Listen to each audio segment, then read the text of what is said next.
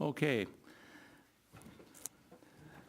We're reconvening to open session, the regular meeting of the Bellflower City Council, acting on behalf of the successor agency to dissolve the Bellflower Redevelopment Agency and Bellflower Finance and Authority, Monday, June 11th, 2018, at 7 p.m. And let the record reflect that there's no reportable action in closed session. And roll call, please. Councilmember Schnableger. Mayor Pro Tem Santinas. Here. Councilmember Garza. Here. Councilmember Hoops. Here. Mayor Dutton. Here.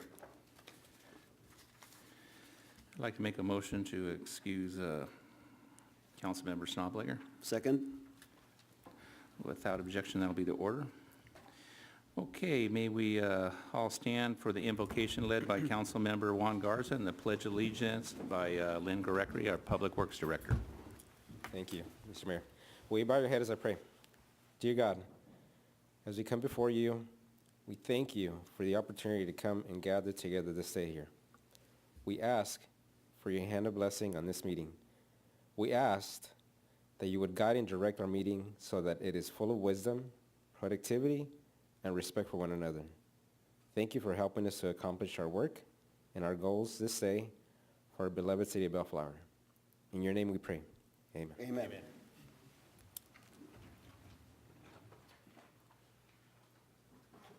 Place your right hand on your heart, address the flag, and repeat after me. I pledge allegiance to the flag of the United States of America and to the republic for which it stands, one nation, under God, indivisible, with liberty and justice for all.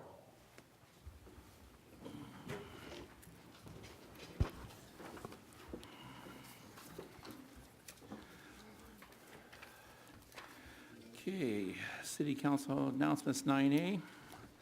As a reminder to the city's next general municipal election that will be held Tuesday, November 6, 2018, for the City Council Districts 1, 3, and 5. This election will be consolidated with the general election conducted by the Los Angeles County Register of Voters. Our goal is to make the transition as smooth as possible. Therefore, if you have any questions about the election or the voter registration or which council districts you reside in, please contact the city clerk's office at 804-1424 extension 2271 or via the email that's cclerk@bellflower.org. Also in 2020, Los Angeles County will be transitioning from polling places to vote centers. This new model will allow voters to cast a ballot in any vote center location in the county over an 11-day period. The vote center placement project Corps' mission is to identify and place accessible, convenient voter center locations throughout the Los Angeles County. To provide you with input on where the vote centers should be located, visit www.lavote.net.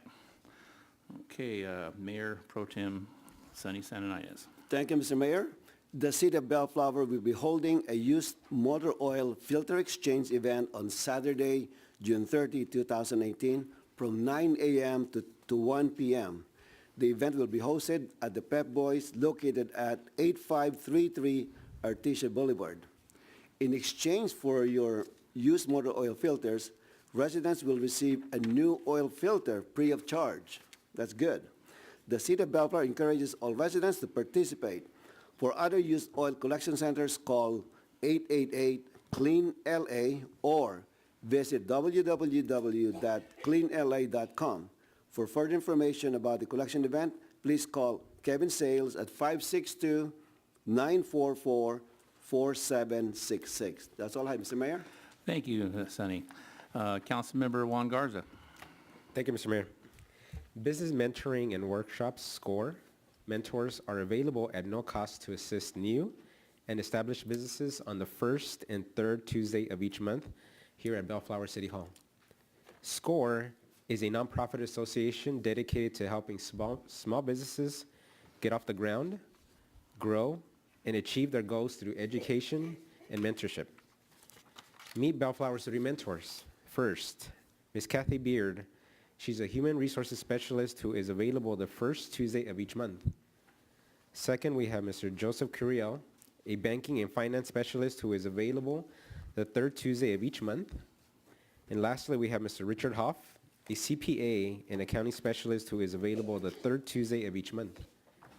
Appointment times are 9 a.m., 10 a.m., 11 a.m., or noon. Please contact Ms. Jane Ramirez at area code 562-804-1420 at extension 2010 to set up your appointment. Thank you, Mr. Mayor. Thank you, Mr. Garza. Councilmember Coops. Thank you, Mr. Mayor. The demand for housing in Greater Los Angeles continues to increase. In order to provide much-needed housing in Bellflower, 2 new neighborhoods have been created. One of them is called Corta Bella, and the other one's called Garden House. And they're both under construction near the intersection of Woodruff Avenue and Artesia Boulevard. So you probably saw these projects. They are located, one's near the intersection of Ramona and Artesia Boulevard, and it's about 4 stories tall. And there's another one down there just to the east of that, which would put you at Artesia and Grand, or California, I should say. And they're really significant buildings. These new construction residences are designed for modern living, featuring the most recent home building standards, advancements, and forward-thinking designs. So that means they've got solar on them. The garden house even got a vegetable garden, so it's things that are really being encouraged during the next years. The Cortabella and Gordon House grand opening is the best opportunity to learn more.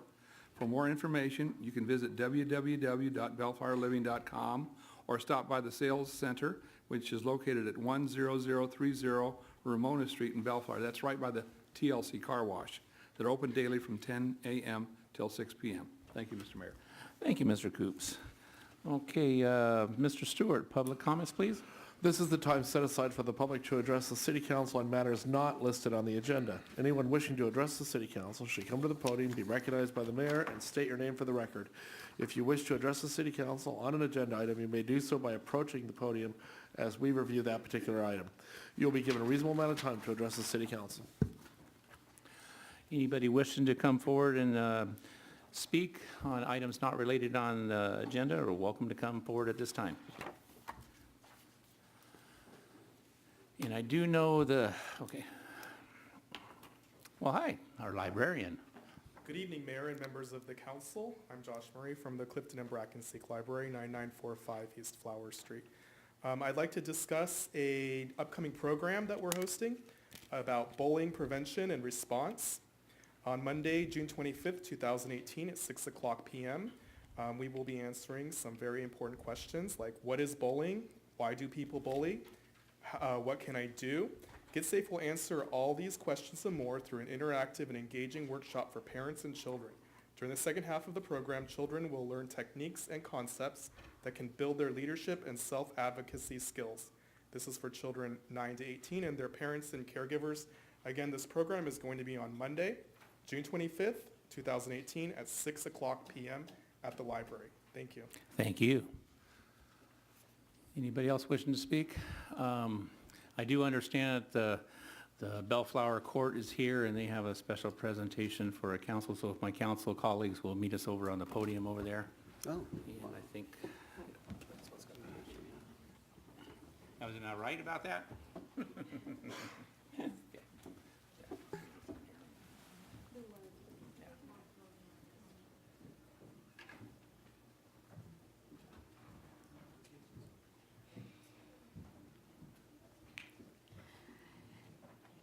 Good evening, Mayor Ray Danton, Mayor Pro Tem Sunny Santa Ynez, Councilmember Juan Garza, and Councilmember Dan Coops. We're here today on behalf of Miss Bellflower Pageant to present a photo from the Miss Bellflower Court. And this is as a token of appreciation for your continued support. We can do it without all the support from you guys too. So I have a photo that the girls autograph for you guys. So I would like to present this to you. And then I also have, I know we didn't forget the name of Council Member Dan Coop and Council Member Sunny Santa Ynez, but we want to make up for the boo-boo that we did that night. So we also have a thank you card for you guys here. So, and we're hoping that you will forgive us, right? Okay. You're forgiven. Okay, perfect. So I would like to give Why don't this you to come on up over here, come on up over here. And I'm gonna be a little formal, because the reason I picked over here, because I know how much you ladies, beautiful ladies, like to take pictures. Yeah. Is this the picture spot for the whole room, is it, am I right? Wow.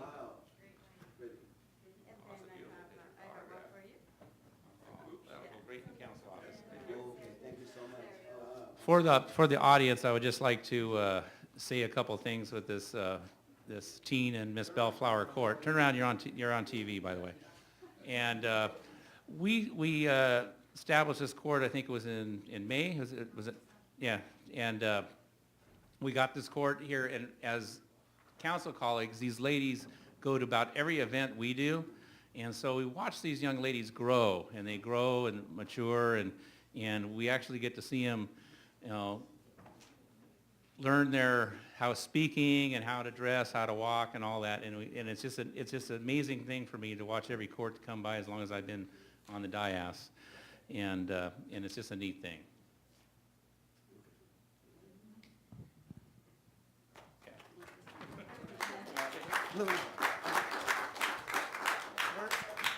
Where's, yeah. Who wants to talk? You girls gotta talk as part of your, no?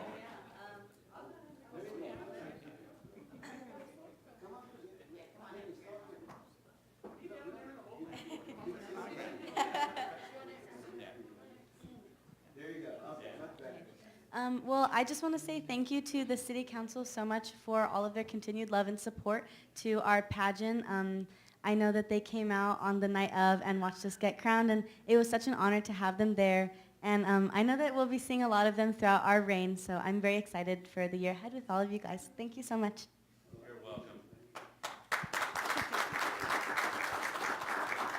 Who wants to get tight? All right, get tight.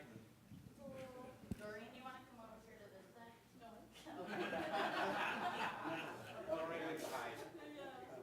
There you go, all right. There we go.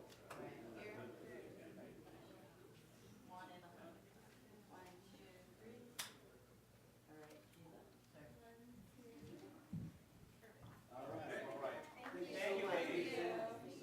And we're gonna put this in our council office. We all share the same office. Okay? All right. Thank you. Thanks for coming.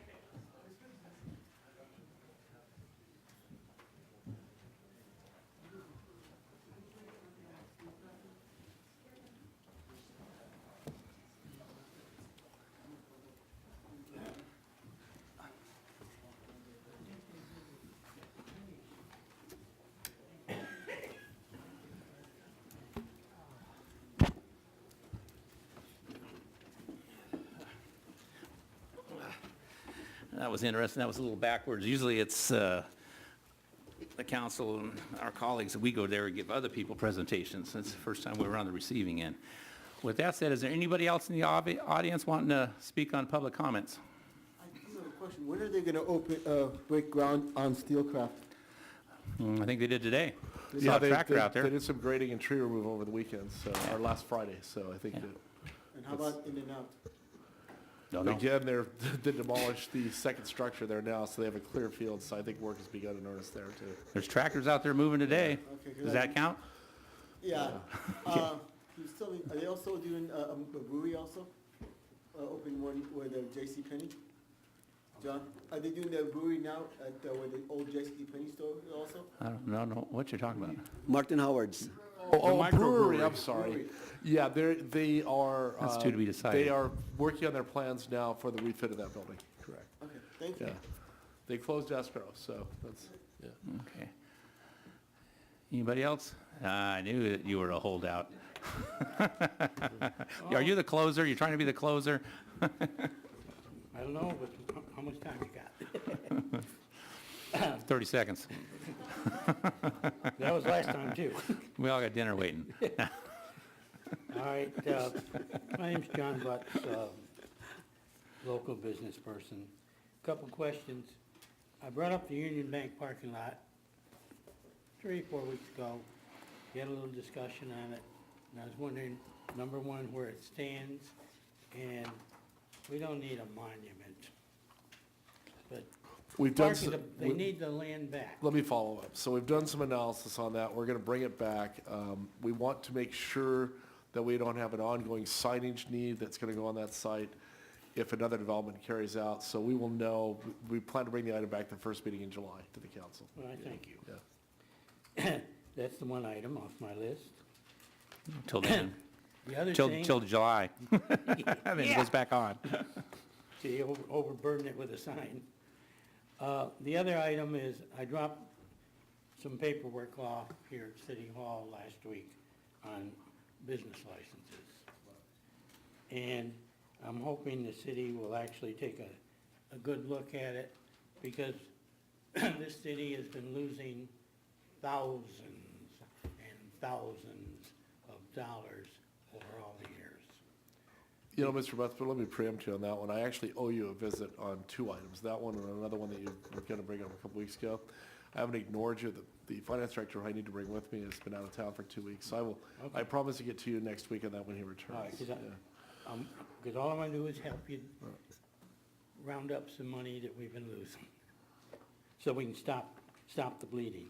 The other item is, across the street from Taco Nozzles, that restaurant they're putting in, it's a nice location as you're coming into Bellflower to see. But when you look at the workmanship on it, it looks like crap. It looks like an eyesore. Because I think the general contractor himself is doing a lot of the remodel work himself and not putting it out to the proper trades of the subcontractors. There is no equipment screen around any of the brand new air conditioners yet up there. I don't know if they planned on it or not.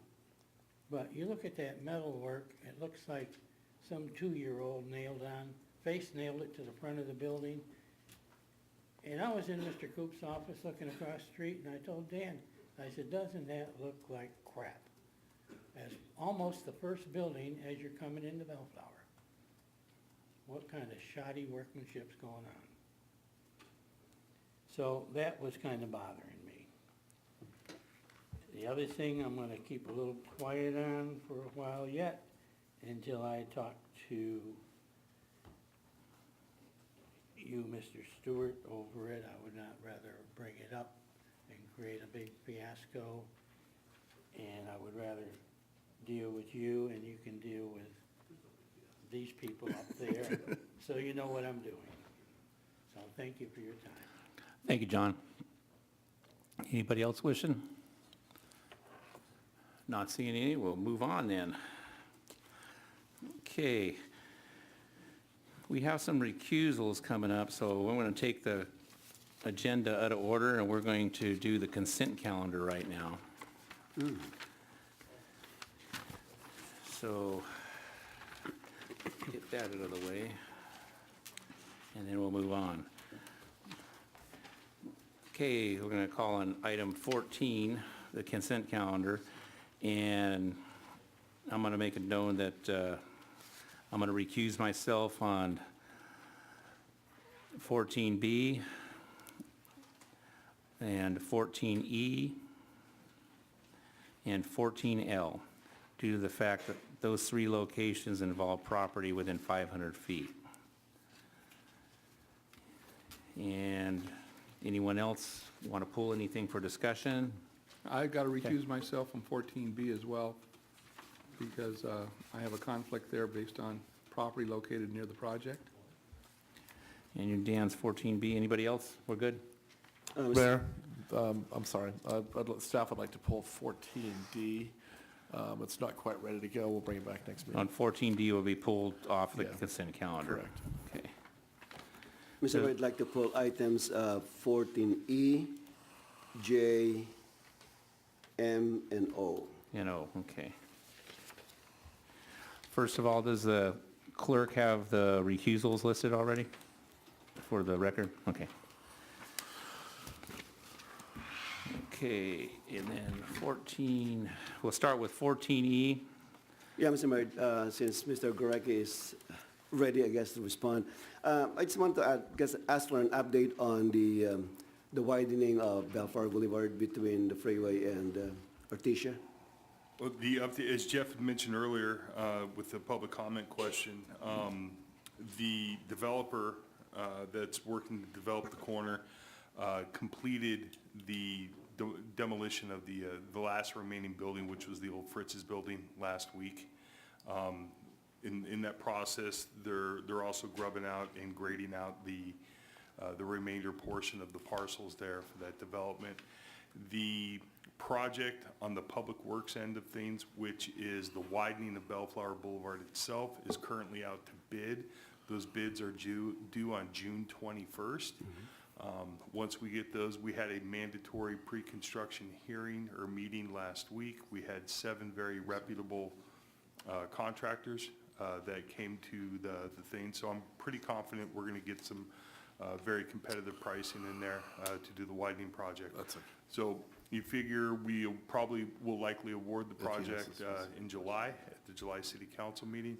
We go through the document exchange, set the work time, and issue the notice to proceed. We're probably talking sometime in August when we see equipment moving in and starting up with the widening project there. So sometime in August then? Yeah, I mean, following the typical timeline that we follow here. Yeah, I would say that's a pretty good guess right there. We'll see coming in. It depends on when we award, we get the bids in. If we're able to turn them around and award them, there's no conflicts, there's no protest. We get it awarded at the very next council meeting, and then at that point, it's just establishing the signed contracts with the contractor and getting them scheduled with their subs to start doing all the work and getting them on board and basically putting the calendar together. So I think August is a very reasonable time frame for that. Okay, very good, thank you. Okay, 14J. 14J, Joel is here. Yeah, Mr. Hockman, this is regarding the renewal of the contract with SIACA. Can you tell us if there's any, what kind of feedback we're getting from our residents? Interestingly, the SIACA contract, I probably get the least amount of feedback in the course of a year. I've not heard, negative complaints, more than one a month or something, and we take care of it through our dedicated officer. So no, I don't have particularly good or particularly bad feedback as a rule for what SIACA's up to. I did recently see a letter that came to council that was, I guess, from an employee, but that was not resident reporting the services. But that's really about all that comes to mind in recent weeks and months. So if there's any complaint, they address them very promptly? That's been my experience. Okay. Again, we in Bellflower have a 40-hour-a-week dedicated officer, so she'll come in and meet with me multiple times a week, and whatever's going on, we'll just put it in her lap, and she takes it, runs with it, and reports back if there's a need for it. So from your perspective, you don't have any issues with them at this time? That's correct. We all wish it was less costly, like with every other service, but that's what we're reporting as we believe to be a fair deal, better than a lot of what we see in the region. But as far as their service, I've got no complaints. Yeah, okay, very good, thank you. Okay. Mr. Hockman, I've got a question.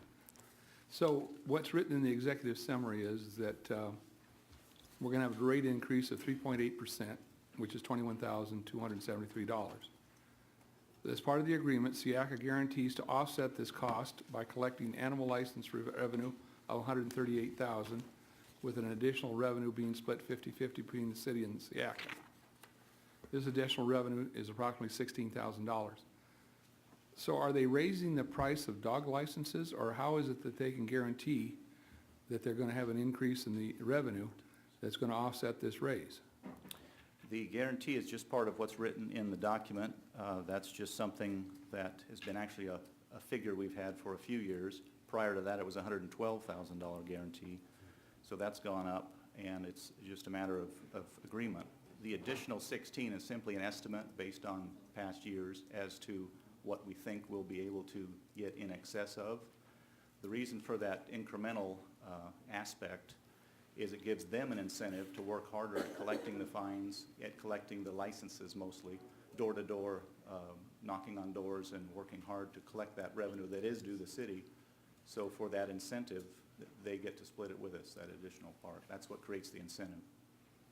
So that, the $138,000 is guaranteed? Correct. So no matter if they are aggressive or not, we'll still get that money? Correct. All right, thank They you. have a pretty fair idea how much to commit to their canvassing to get the revenues that they're getting. It's pretty formulaic, so they're pretty clear they're gonna get pretty close to that and then split the difference with us. So it's not a major risk to them, nor is it necessarily a major reward to us. It's just the way they balance their agreement. Do you know how many personnel actually are devoted to Bellflower? Well, we have, like I say, the one dedicated officer that's, takes the brunt of the scheduling and. Oh, No, well, just how many are on duty to take care of our needs?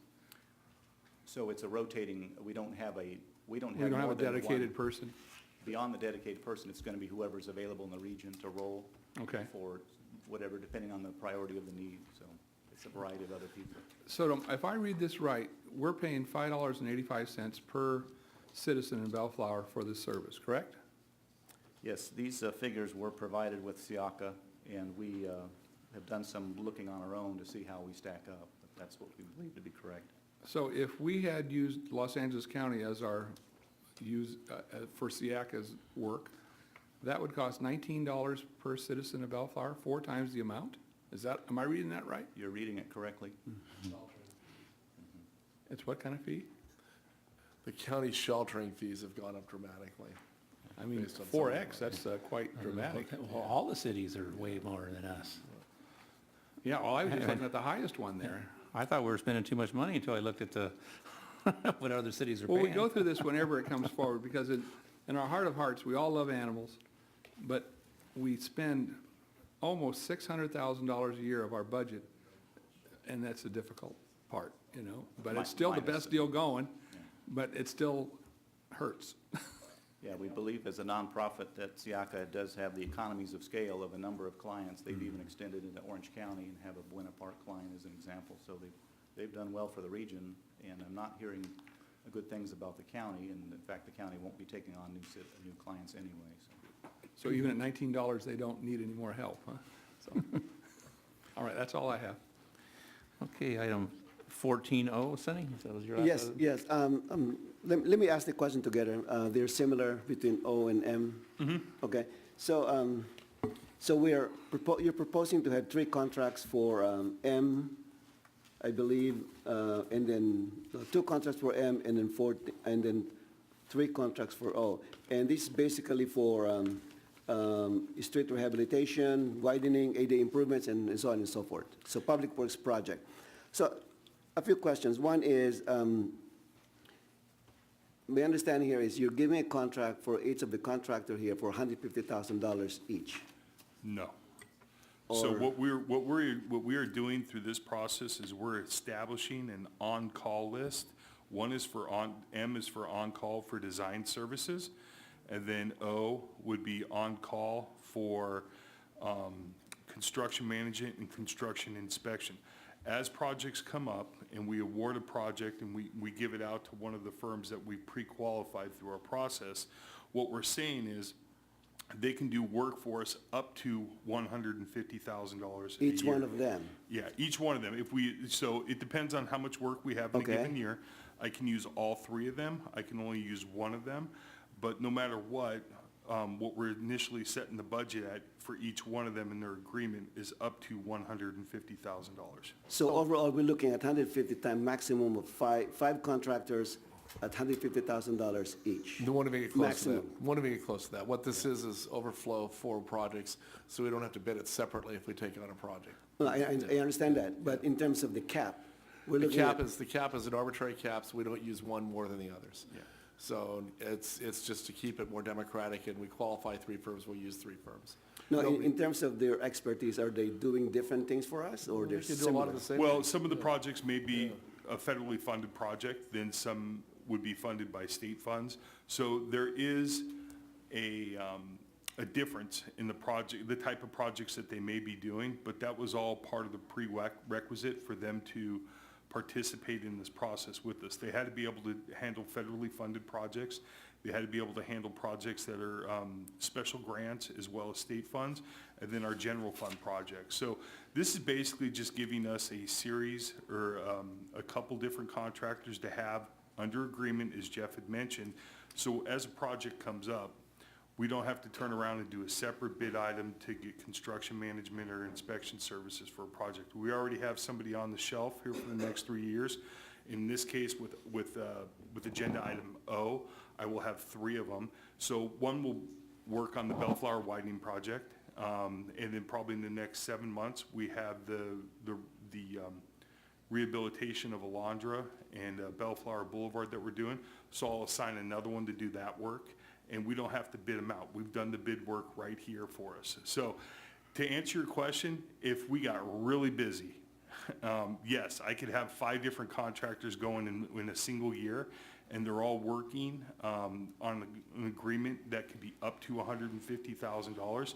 But mind you, those funds are part of the funds that are established for the project itself. So if I'm doing a Measure R project, when we establish the budget for that project, we've also established the construction management and the inspection as part of the overall project. So these are funds that we will already have acquired and budgeted for the projects in order to do these particular services.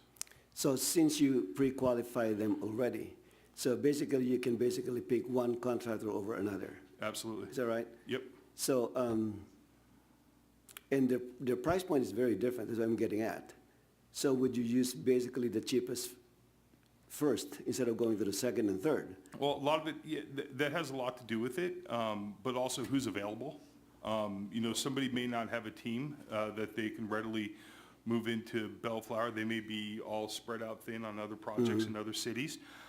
So a lot of it will play into who's available, who's ready to go right here, right now for us, and the price point. Yeah, you're correct. But we're comfortable with all 3 of those price points. So basically what you're trying to do is you want to pre-qualify them so that any one of them can be called upon to do the work without going through the bidding process. Absolutely. Okay. All right. Absolutely. Very good. Okay, thank you. Yep. All right. Thank you. I'll entertain a motion from somebody for the consent calendar. So moved. Second. Got a motion on the floor and a second. Without objection, that'll be the order. Okay, we're going to move on to item 11A. That would be Mr. Gurecki's. Or, oh yeah, I'm sorry. You read it. You do a good Yeah. job with the No, big paragraphs. Stuart, 11A. Yeah, thank you. Yeah. I was just trying to speed things up. Me too. Consideration dinner's possible waiting. action to conduct a public hearing to consider proposed adjustments to the maximum rates for commercial and multifamily solid waste collection services. Adopt resolution number 18-35, a resolution establishing potential rate adjustments for commercial and multifamily solid waste collection services charged by CRSR Incorporated for a 2-year period commencing on June 12, 2018. Authorize the city manager to execute amendment number 1 to the revised and restated franchise agreement, file number 399.2, in a form approved by the city attorney, with CRSR Incorporated to add new commercial organic waste recycling services, modify commercial refuse and recycling services, and modify the annual rate adjustment procedures, and approve CRSR Incorporated's annual rate adjustment request for the 2017 rate year. Thank you, Mr. Stewart. Okay, Len Gurecki, the staff report. Honorable Mayor and council members, we have a presentation tonight on this item. We'll start just going through it. Just as a background, our annual rate adjustment is based on our revised and restated solid waste agreement with CRSR. Our agreement allows CRSR to submit an annual rate adjustment request based on an approved methodology that includes fuel indexes, labor, equipment disposal, transformation. CRSR submitted an annual rate adjustment request for us for 2017. At the same time that we received their rate adjustment, we're also dealing with some of the mandates that the state has been throwing at us the last couple of years. So as we've talked before, we have several state regulations requiring diversion of solid waste. Since the approval of the franchise agreement, new regulations have been adopted that require the city to implement these additional diversion programs. Some of the ones that are most notable, obviously, is AB 340, which is our mandatory commercial recycling. And again, this requires businesses and multifamily residential units of 5 units or more that generate 4 cubic yards. So 5 or more units generating 4 cubic yards or more of commercial solid waste per week, they're required to recycle. Currently, we have 271 businesses that are subjected to this requirement. We have 92 right now that are in compliance. We have 179 that are not in compliance. As for the multifamilies, because we recycle all of their materials currently, they're all considered to be in compliance. Then we also have AB 1826, which is the mandatory commercial organics recycling. Again, this requires businesses that generate 4 cubic yards or more of organic waste per week to arrange for organic waste recycling services. On January 1, 2019, businesses that generate 4 cubic yards or more of any commercial solid waste, so we started off with organic, now it's going to move to any commercial solid waste per week, will be required to arrange for organic waste recycling services. Multifamily residential units of 5 or more, again, must recycle green waste. So under this scenario, we currently have 66 businesses that are subjected to AB 1826. We have 4 that are in compliance. We have 62 that are not in compliance. We have 68 multifamily units that are subjected to it, and all are in compliance at this time, again, because we're recycling all their stuff for them. Then we have 1594, which mandates the green waste used as alternative daily cover at landfills will not be considered to be diversion as of January 1, 2020. These are the yard clippings. These are the green waste that we have. It goes to the landfills. It's used as a blanket cover, and it's been a great way for cities to divert their green waste and a great use for it. As of January 1, 2020, the state will no longer accept that as a legal use for green waste. So as you can see, we have several of these mandates. They're not city initiated. These are initiated by the state, and we are tasked with getting them implemented here in the city of Bellflower. So the city negotiated with CRSR to provide new services for commercial and multifamily bin account customers, including mixed waste processing and commercial trash bins for recycling and organic waste recycling. In the past, our recycling bins for these accounts have been free of charge. So up to this point, people have been able to grab a bin if they want a bin. We don't charge them anything for the bin, and they've been doing their recycling as they deem necessary. But due to the new regulations, these bins will now be offered at half the rate of a commercial waste bin to help offset the cost of the new programs. So because of the new programs, we now actually have to start charging for the bins. So we're breaking it in kind of easy. We're only going to charge them half the rate of a normal bin. That's what's being proposed. As a result of the new recycling programs, the overall amount of solid waste processed for transformation will be reduced, and that reduction in the transformation will actually end up in resulting in a rate reduction for our single-family cart accounts. Those are the single-family houses. They will end up seeing a small reduction in their bill as we move forward with these new rates. So now we have the process that we're going through right now, the Proposition 218, which requires the city to hold a public hearing and mail a 45-day notice of the public hearing to the property owner and any customer of record receiving solid waste services from CRSR. Back in 2014, the city adopted Resolution 1458, which established potential rate increases for solid waste collections for a 5-year period, which takes us all the way through September of this year. As a result of that, we haven't had to bring too many the rate increases that have been requested by CRSR have not exceeded that threshold that was established until now. So we have a couple that we have to deal with because they exceed the threshold that was established back in 2014. So on April 16th, the City Council adopted Resolution 1818, establishing Prop 218 procedures for increases to the solid waste rates and approved the 45-day notice of proposed adjustments to the maximum rate for commercial and multifamily services.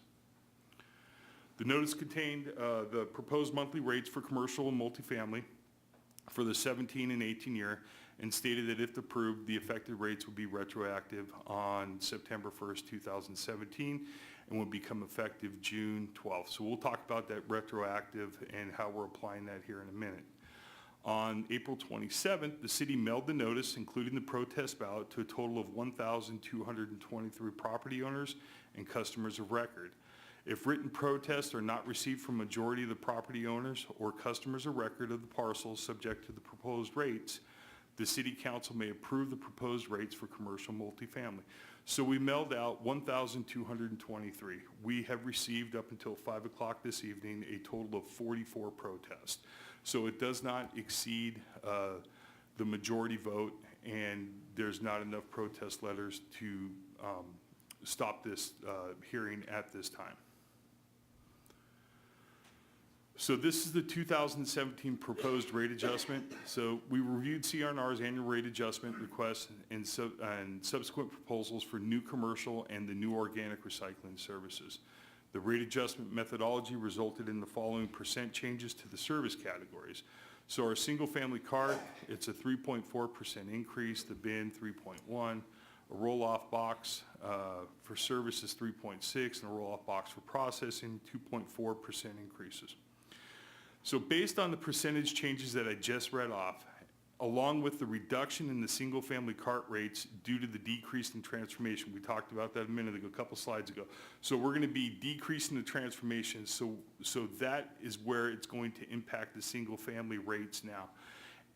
So the transformation and increased in processing costs for commercial bins, the impact on the typical monthly charges would be as follows. So you have a standard cart for a single family. Currently, the rate is $19.24. The new rate will be $18.30. So that's for the majority, the bulk of our customers here in the city are single families. So the majority of the city of Bellflower is going to see a minor rate reduction to the tune of 94 cents. The 3-yard bin for the commercials, once a week service, that is actually going up. So we're currently at $112, and that will be increasing to $126. So retroactive rates. So the CRNR submitted their annual rate request on time back on May 23rd of 2017. As we do each year, we start working through with them a negotiation process on the addition of the new state-mandated recycling programs.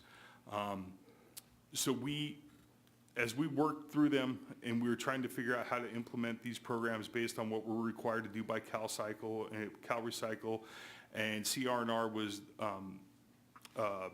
providing us with the different options that we have. It took a little bit of time to get the program in place. CRNR continued to charge the residents their 2016 rate in good faith of our negotiations. So instead of just implementing a standard rate back in September 2017, they continued with the 2016 rates for all the customers. So since the negotiations concluded and the proposed rates have been established, a retroactive amount would be added to the proposed rates to cover the period from September 1 to June 30th, 2018. So for the single-family standard cart, we're looking at an additional amount of $3.25, which would be added to the single-family bill for the next 2 months. So in both July and in August, they're going to see a $3.25 charge, and that's us dividing up the amount that was spent during the time of the negotiations. And we'll pay it off, the residents will pay it for those 2 months, and then after that, they will start on their new reduced rate beginning in September. Will that be a separate line on the bill? Yeah, they typically do it as a separate line, and it will be defined, and we've even actually talked about potentially sending out letters to all the residents, making them aware of the rate increases. We'll also put the information on the city's internet, and we'll blast it out there so everybody can see. For the commercial multifamily bin, once a week service, an additional amount of $2.46 would be added for the next 14 months. So because that's a larger amount, we were trying to keep it so it's reasonable for the customers. And we didn't want to just all of a sudden hit them with 2 months worth of bills that were going to be an additional $30, $40 each month. So we tried to roll this one out for 14 months, which takes us all the way it starts in June, and then it will take us through the period that's established by the 5-year resolution that we did for the rates. And just to show you some comparisons of where we currently are and what the proposals will be in terms of some of our neighbors in our surrounding communities. For our single-family residential rates, you can see we're sitting right between Paramount and Lakewood currently at $19.24. Once we implement the new rate, Bellflower will be just behind Cerritos at the second lowest rate in the area at $18.30. And again, that's for the majority of our customers that we have here in the city of Bellflower fall under that single-family category. As for the commercial 3-yard bin, currently we're sitting at $112.01, and then the proposed rate will go up and it will move us where we were less than Paramount. We're now going to be a little over Paramount at $126.81. Our 3-yard recycling bin, again, we never used to offer this, so currently our residents are paying nothing, but because of all the recycling issues that are coming before us, we now have to start charging. So we will now charge $63.41. That is half of the rate of the normal bin that we just talked about. You see, if I go back to the previous slide, $126.81. So $63 is half of that amount. And then again, for organic waste recycling, it's proposed, it's brand new, we have to implement it. We have no rate for this so far, so we have to establish a new rate. And we have established it at a level that we feel is very competitive, and as you can see where it falls with the other cities that are currently doing it, we're near the bottom in terms of the lower rates. And the organic waste recycling for a 2-yard bin, again, we feel it's pretty competitive. It's right in between the 3 cities that are doing it currently. Mr. Gorecki, just quick question. I'm just kind of curious. In the 3-yard recycle bin, there's a big range between Paramount, $32.59, and Norwalk, $155.95. Do you know why there's such a gap?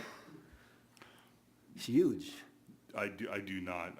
I'm not familiar with either one of those contracts. And we basically call and request the rates, and that's the extent of it. We don't ask them how they got to the I'm rates. just kind of curious. It's almost 5 times Correct, yeah. of the cheapest rate. It could be, Paramount maybe not have that, maybe that's not a major line item account for them, 3-yard bins. That can be it. So it's not a category where they're spending a lot of money on. Whereas in Norwalk, it could be, but I honestly do not know. Okay. So the amendment to the agreement, a rate adjustment procedure is changed by setting the cap for the fuel index at no more than the change in the CPI and automatically implementing rate reductions if the indexes in the rate methodology result in a rate decrease at the time of annual adjustment. So in simple terms with that, we have these very complex formulas that look at CPIs, they look at fuel costs, they look at about 4 or 5 different categories in order to establish these rates. The fuel has kind of always been a controversial one for us because it's up and down so much. It can be up, it's up really high right now. 6 months from now, it can be really low. So what we've asked in this amendment is just for the fuel index to utilize the CPI, which is a very standard and straightforward percentage number for us to use. And then implementing for the rate reductions, I lost my path here. So the new commercial and the multifamily solid waste collection services are added, including the mixed waste processing of all commercial bins and the organic waste recycling. And then again, our transformation tonnage, because the way we're changing it now, we're going to see a large reduction. We're doing 9,800 tons right now, and it will reduce down to 4,000 tons. That reduction, once again, is why we're going to end up seeing a decrease to the single-family cards.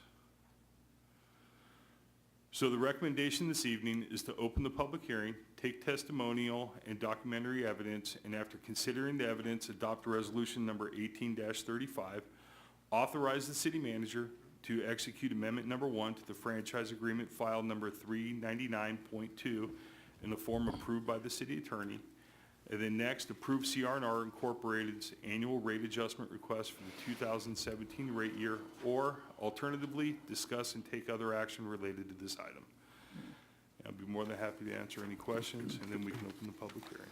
Thank you, Mr. Grecky. That was a very well thought out and explained presentation.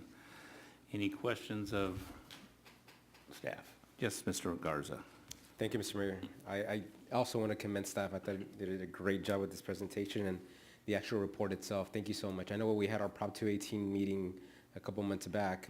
A lot of the information that we requested, I've seen here now with the data and everything. So I really wanted to thank you for doing the research and putting it here.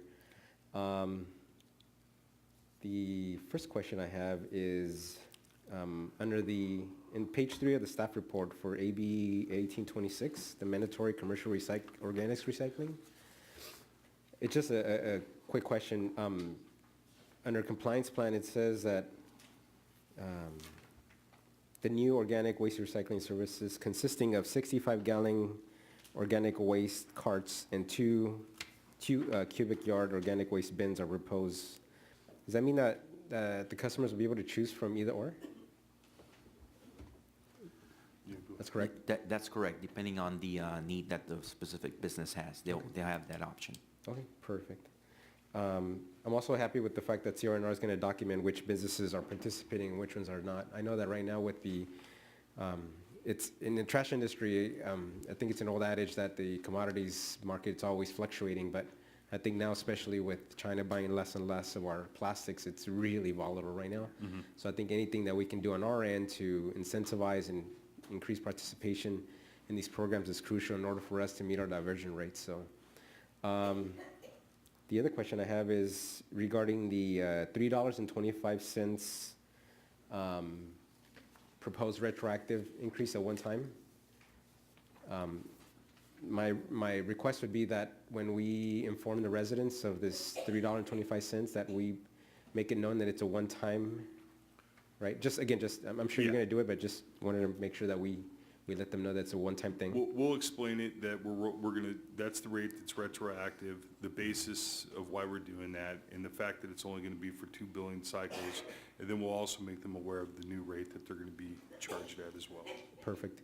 So on the 325, for basics, is it 325 per month? Or is it per month? Now, residential is charged 2 months in advance, so they'll only see it in one bill. So it'll be the $6 and change one time. So $6.50, right? Correct. Okay. Perfect. Okay. And then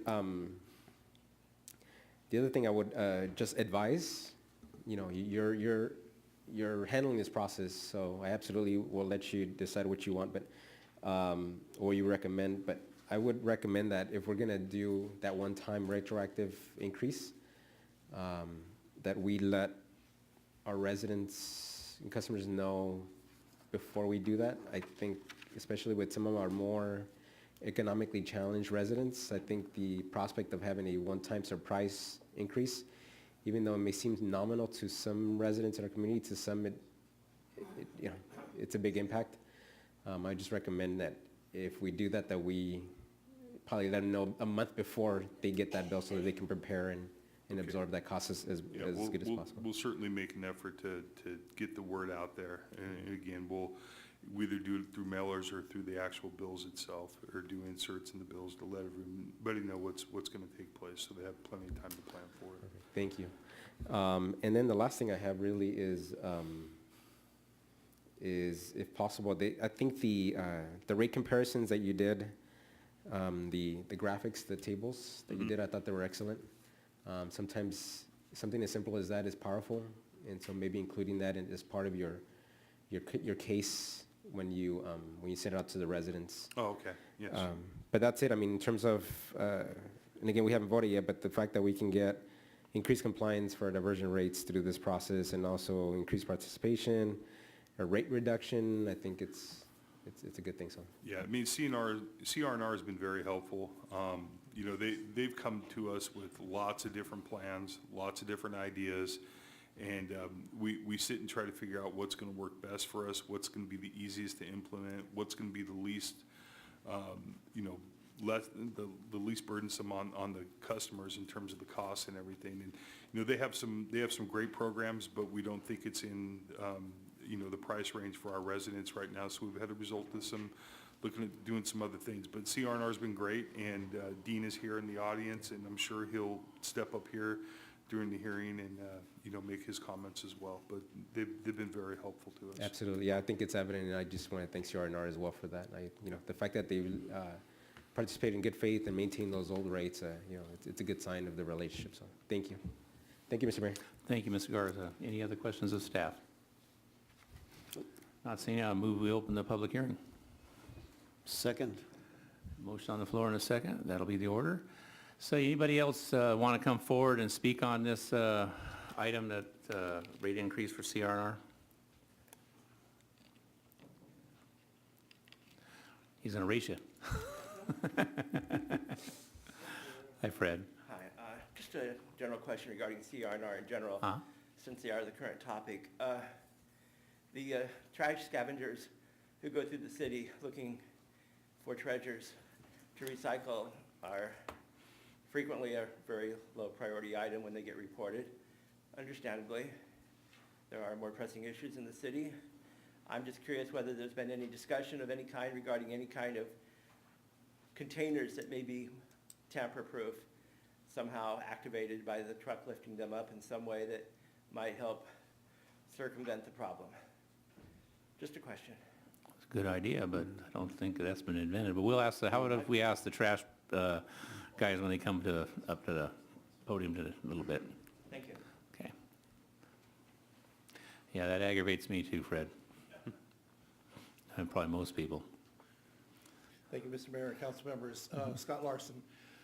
I know this agenda item was mostly about the rates, and I'm not trying to get into a big discussion that's kind of close, but not necessarily right on point. But I heard in the staff report discussions about additional bins for businesses and for apartments for other recycling needs. The city requires trash enclosures, which are mostly designed for 3-yard bins.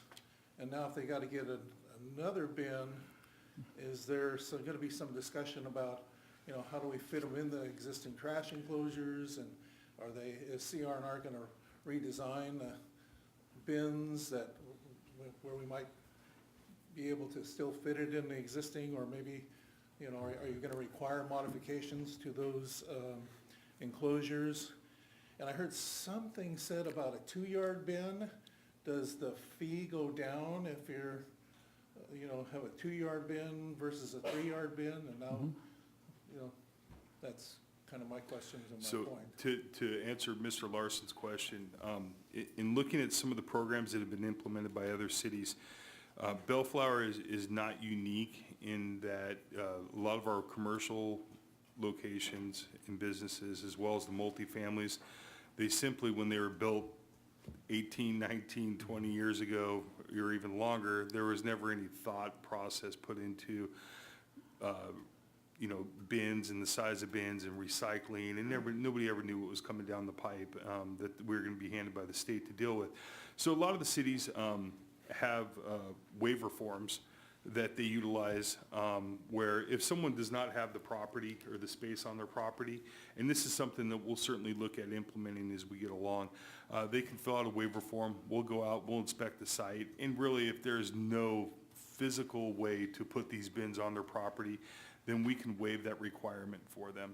Cal Recycle has been receptive to that process. Other cities have done it, and we'll establish that same process here because, I mean, if you only have so much space and they want you to add 3, 4 more bins into this for recycling and solids and green waste, and there's no room to do it, we're certainly not going to sit and twist everyone's arm and make them redesign their property to accommodate this. We'll work through a waiver form system like we've seen with some of the other cities. Thank you. Yep.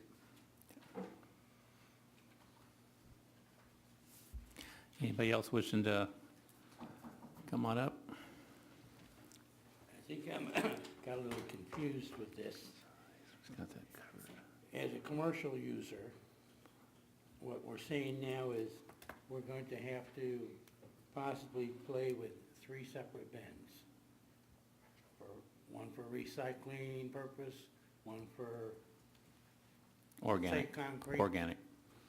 Well, if you got wood and concrete, you're gonna have to separate that Not yet. versus just using the one bin, dump it all in, let them do it. Yeah. Now, I'm getting myself confused. So are we still gonna be playing with one bin, or are we gonna have to have 3 separate bins for all these different purposes? My take on it was 3 separate bins for some locations. Yeah, if you're doing three different things, you will have 3 separate bins. So then we're gonna have You have a trash bin, The a commercial- recycle bin, and an Right. organic bin. all right, then that means the commercial guy is really gonna get socked. What's that? Yeah. Yeah. Yeah, if someone says they don't have the you're not a room restaurant, to do you it, don't. we'll go take a look at it and stuff. Yeah, but at the same time, I think the way all the residents will look at it is, since the inception of the franchise agreement, the commercial accounts haven't been paying anything, and the residents have been paying for all of the commercial account recycling to do it. So we're trying to pull this in line a little bit. Okay. So, More importantly, the state has served notice, they're not gonna allow us to not do commercial Correct. recycling anymore. Okay. So as much as we tried to avoid it in years past, in order not to pass those costs on, the state's made it clear that the time's up. We gotta get Right, moving so, on it. Yeah. as far as the commercial person goes, if he's got to recycle, he can probably go to, stay with his, say, 3-yard bin that he's paying X amount of dollars for. And then go for one of these 60-gallon things or something for Or whatever other combination to lower his cost, because he's not gonna fill he isn't gonna use 3-yard bins. correct. So that's where I was getting confused. Thank you. Thank you, John. Anybody else? Elaine, I've got a question for you. Yes. So as we develop this more bin system, does that mean CNR&R is going to have triple the amount of trucks on the street? That'd be a question for Dean. I'm sure they're running the recycled route. I mean, And it's every gonna be truck would big. have to contain the elements of what was Correct. picked up. Correct. Yeah, they're Okay. gonna be busy. So,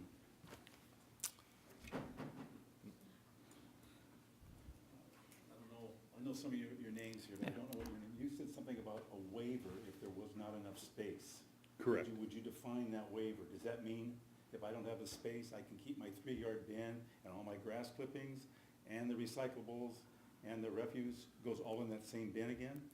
Yeah, what we have seen with other communities is if someone has a multifamily or a commercial property and they don't have the room to handle more bins that are now being required, they can apply for a waiver, and then the representative from the city will go out and take a look at the property, visually inspect it, and say, you know what, you don't have the room, so you can continue doing what you have been doing, and we'll make a waiver for that particular location for that situation. Would that be for eternity, or is that gonna be just? Well, nothing's, with the state mandates, there's nothing can be That's what for I mean. eternity, yeah. Okay, now what's the keeping all these homeless people from walking off, pulling these recycle bins off your property? Because I'm assuming it's gonna be a 65-yard rollaway bin that one guy could handle, just roll it out to the street, right? Yeah, yeah. I mean, the whole purpose behind this is to make sure that CRNR gets those recycled products. And what we're having is a lot of homeless people that are recycling them and, putting the money in their pocket. Correct. How are we gonna stop that?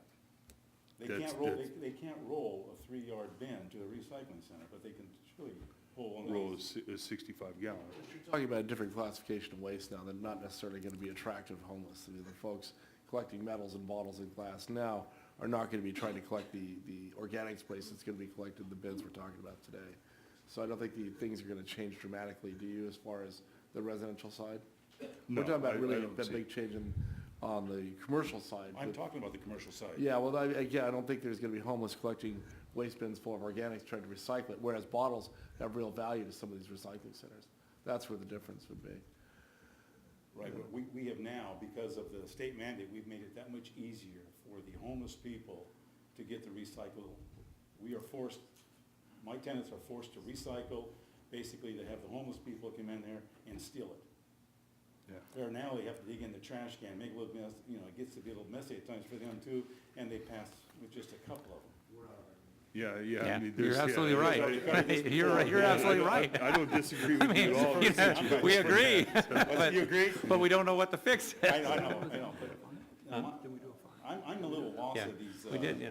So But we don't, now, of course, if I have a no, 12-unit but apartment. you might tell them that. And I have a 3-yard bin right now, I'm gonna have to have a bin for refuse, and I'm gonna have to have a bin for recycle, and I'm gonna have to have something for the grass clippings, the little I get off my property. Is that what I'm hearing? If you're generating 4 cubic yards or more each week of those items, so if you're only. Individually? Yeah, if you have a very small amount of green waste and you're not accumulating more than 4 cubic yards, Okay. you don't have to have a green waste bin. If your weekly recycling bin is not more than 4 cubic yards, you don't have to have the recycling bin. So if you're multifamily, 5 units or more, and you're generating more than 4 cubic yards, how that's measured, that's difficult, right?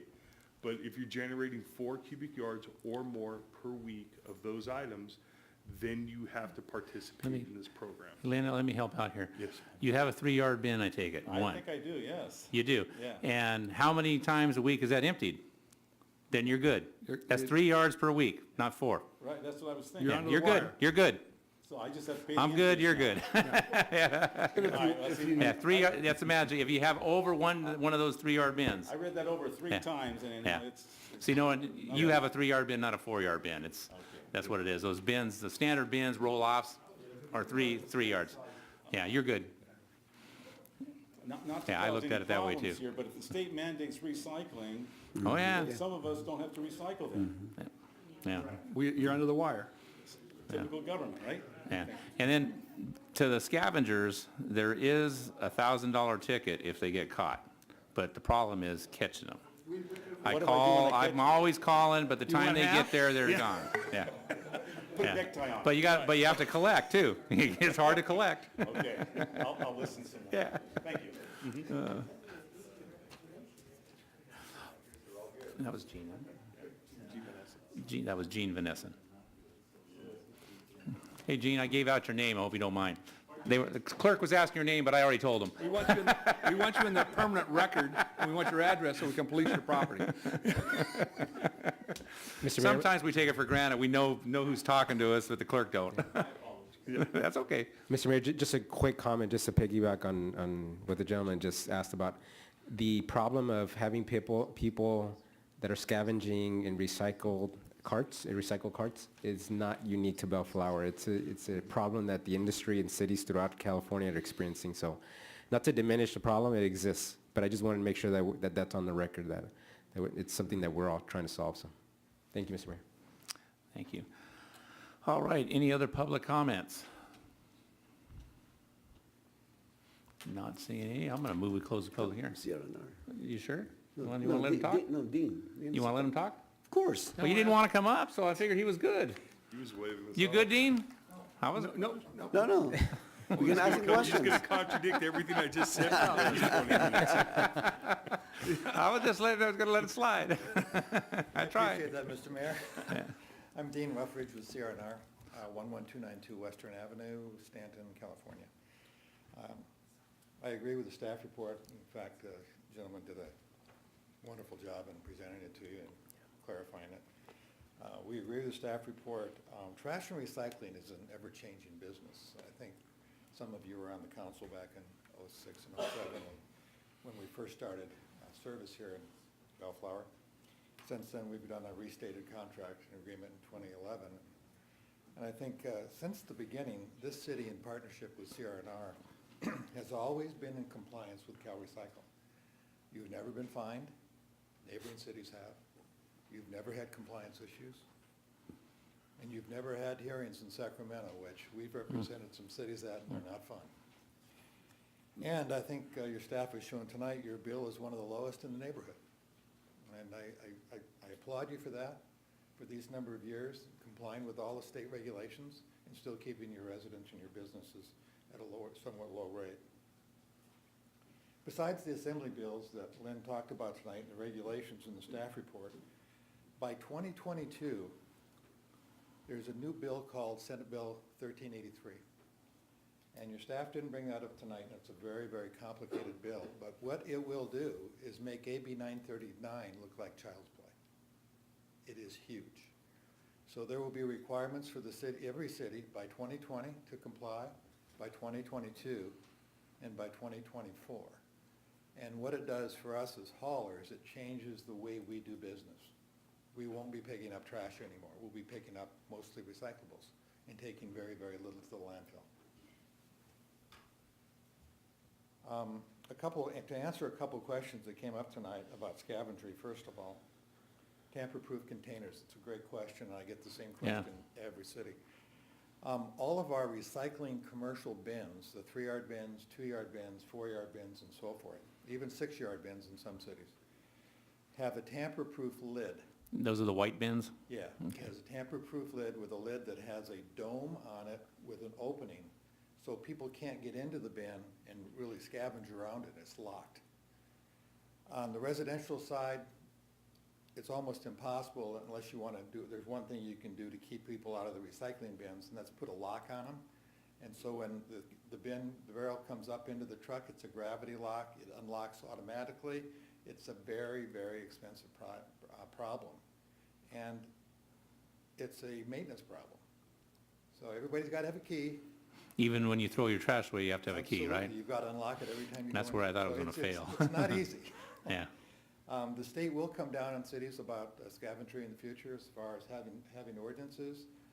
You've already established one in your city. You've got fines involved. A lot of the people that get caught scavengery don't have the $1,000 to pay. In some cities, down here, Costa Mesa, for example, they have an enforcement officer, and that enforcement officer is paid for out of the rates. That is not cheap either, and yet you know how much police officers cost, and it's not cheap. But it will come down in regulations in the future. So you foresee an enforcement officer getting, would that be your employee that follows your trucks? Or be ours, we would just have it, roll it into the cost of the trash bill that the residents and commercial would be That's paid? typically what's done. City And that's what's been done, exactly huh? right. And Mr. Larson's comment about the 3- and 4-yard bin, in the new contract, I'll be happy to say that staff has negotiated a 1 cubic yard bin, a 2 cubic yard bin, a 3, and a 4. So somebody that doesn't produce 3 yards can go to a smaller rate, and I think instead of $126, it goes down to about $80. So there's quite a savings going to a 2-yard bin, and that is now available for your commercial businesses. So, unless you have any other questions, we're happy. I got a question. You just made me think of a question. So you have a 1-yard bin and a 2-yard bin, do they fit the same place as a 3-yard bin? No. No. The problem is with the bin, the forks that stab it. Oh, that's why it's, okay, so it's a little bit wider, yeah. Now, what we do have available in some cities are split bins. So we'll take a 3-yard bin, which is this wide, split it in the middle, or a 4-yard, and it's a split bin. So you might have a dome on one side and a regular lid on the other. So when the recycling truck comes, it dumps only the recycling side because the other side is locked.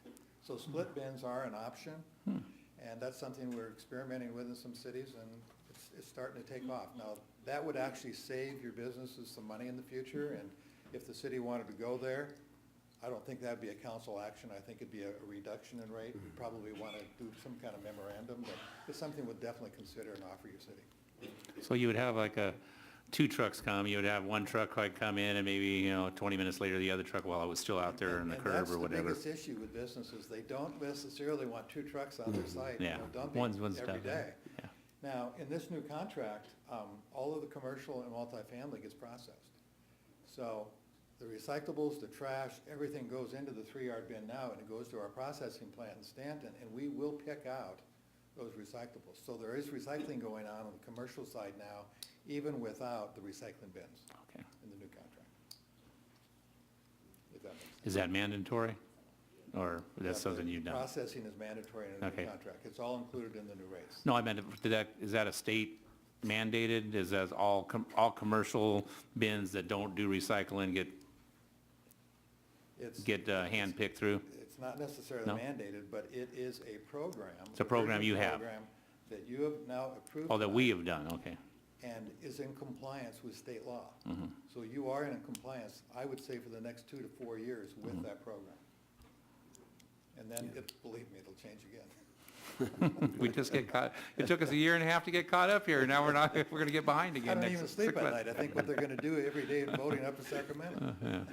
Will you buy additional vehicles to mandate, I mean, Yes, I think we've got about a half a vehicle plan for this next, it's hard to do a half a vehicle, but you know what I mean? Yeah. And then over a period of time, over the next 2, there'll be at least 1, 2 additional routes in town, and be on the commercial side only, not on the residential. I have a question before you go. So, I'm not sure if every single neighborhood in our city experiences the same level of service, but so where I live, when our 3 bins get picked up, typically it's the blacks, the trash gets picked up first, and then maybe within the hour, then it's the blue, the recycling, and then later on in the day, maybe like 3 or 4 hours later, it's the greens.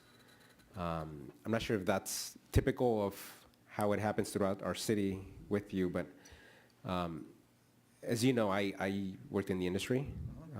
For a competitor, I was an ops manager, and so when I had issues that the gentleman brought up before in terms of the scavenging within the residential neighborhoods, one of the things that I did with my staff is I would have them focus on the recycled first. So the blues, right? Just send them out first, just get them emptied out as soon as possible to try to blunt that. Not to tell you how to run your operation, but just, it's an idea that No, that's I a wanted to great share point. with you. We used to do that, and we Yeah. stopped doing it a few years ago because of the early closure of landfills. Got it. So because landfills are now, used to be open till 5:30, 6 o'clock, they're now closing at 3:30 and 4.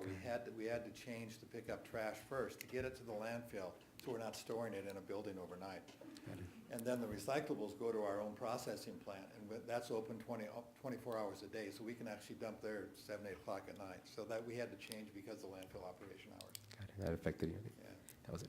And Good point, if I may add also, most of the scavengers work in the evening with the flashlights on. Yeah. I've seen them. Yeah. Because of So- the scavenger, recycling, first check would be the best thing to do. You're absolutely correct. Thank you. That's it, Mr. Mayor. I have a question, not related to the rates, but Dean, we have a lot of renters in Bellflower, and your bill goes to the owner of the property, correct? The what does, the bill? The bill, your bill, goes to the owner, not the renter. Typically in a multifamily. So my question to you is, how do we communicate to the renter? I'm talking about especially the bulky items, in terms of the process, what they need to do to call you, to call the CRSR at least 48 hours before trash pickup. So how can we communicate with the renters since the bill goes to the owner? That's a great question.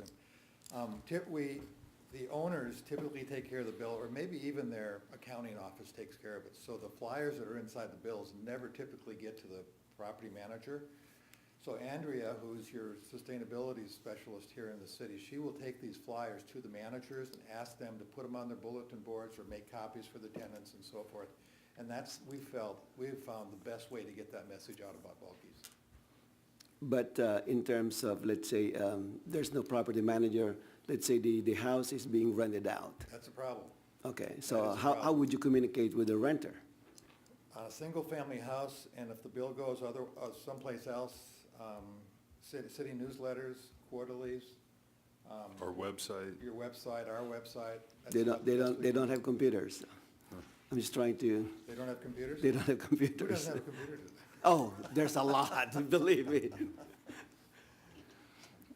That's something we should talk. I think we need to look See if into that there's a so that, better way to I want to communicate. make sure that people they understand there's a process to get rid of Yeah. bulky items. And we certainly try to educate them, and then, the fail-safe for us are my crews. We're picking up 200-300 bulky items a week, and that's in the, we do that as part of the weekly statistics that we send to the council and stuff. So we're pretty heavy-handed with shopping carts, couches, tires. We came in this morning, and the first 4 emails I had from the weekend were bulky items that were out and about, and we send a crew out to deal with it. So, we try to address it as quick as possible. We have got it on every, every piece of paper and every website we could have it on. Perhaps we can start utilizing some of our real-time media, social media, the city's Facebook account and all that, and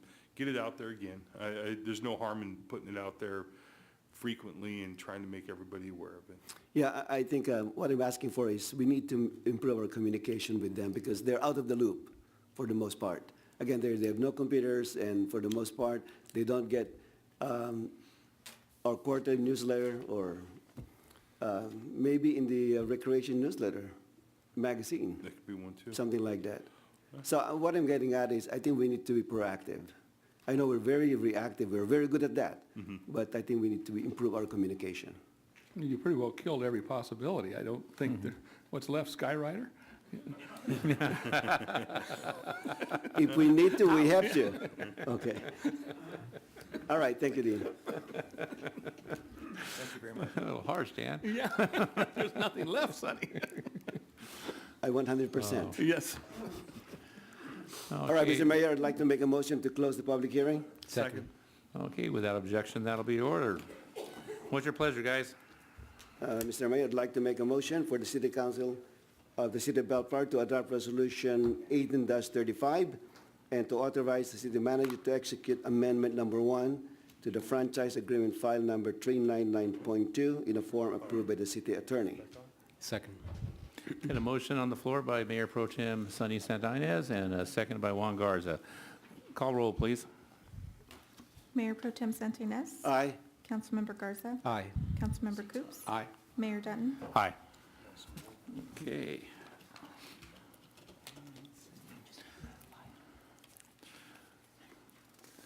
Moving along, no ordinances. Item 13A, Mr. Stewart. This is a consideration possible action to review Bellflower residential parking districts. As the council is aware, the city recently undertook a study. Mr. Hockman is here to tell you about the study and the Public Safety Commission's recommendations of the study.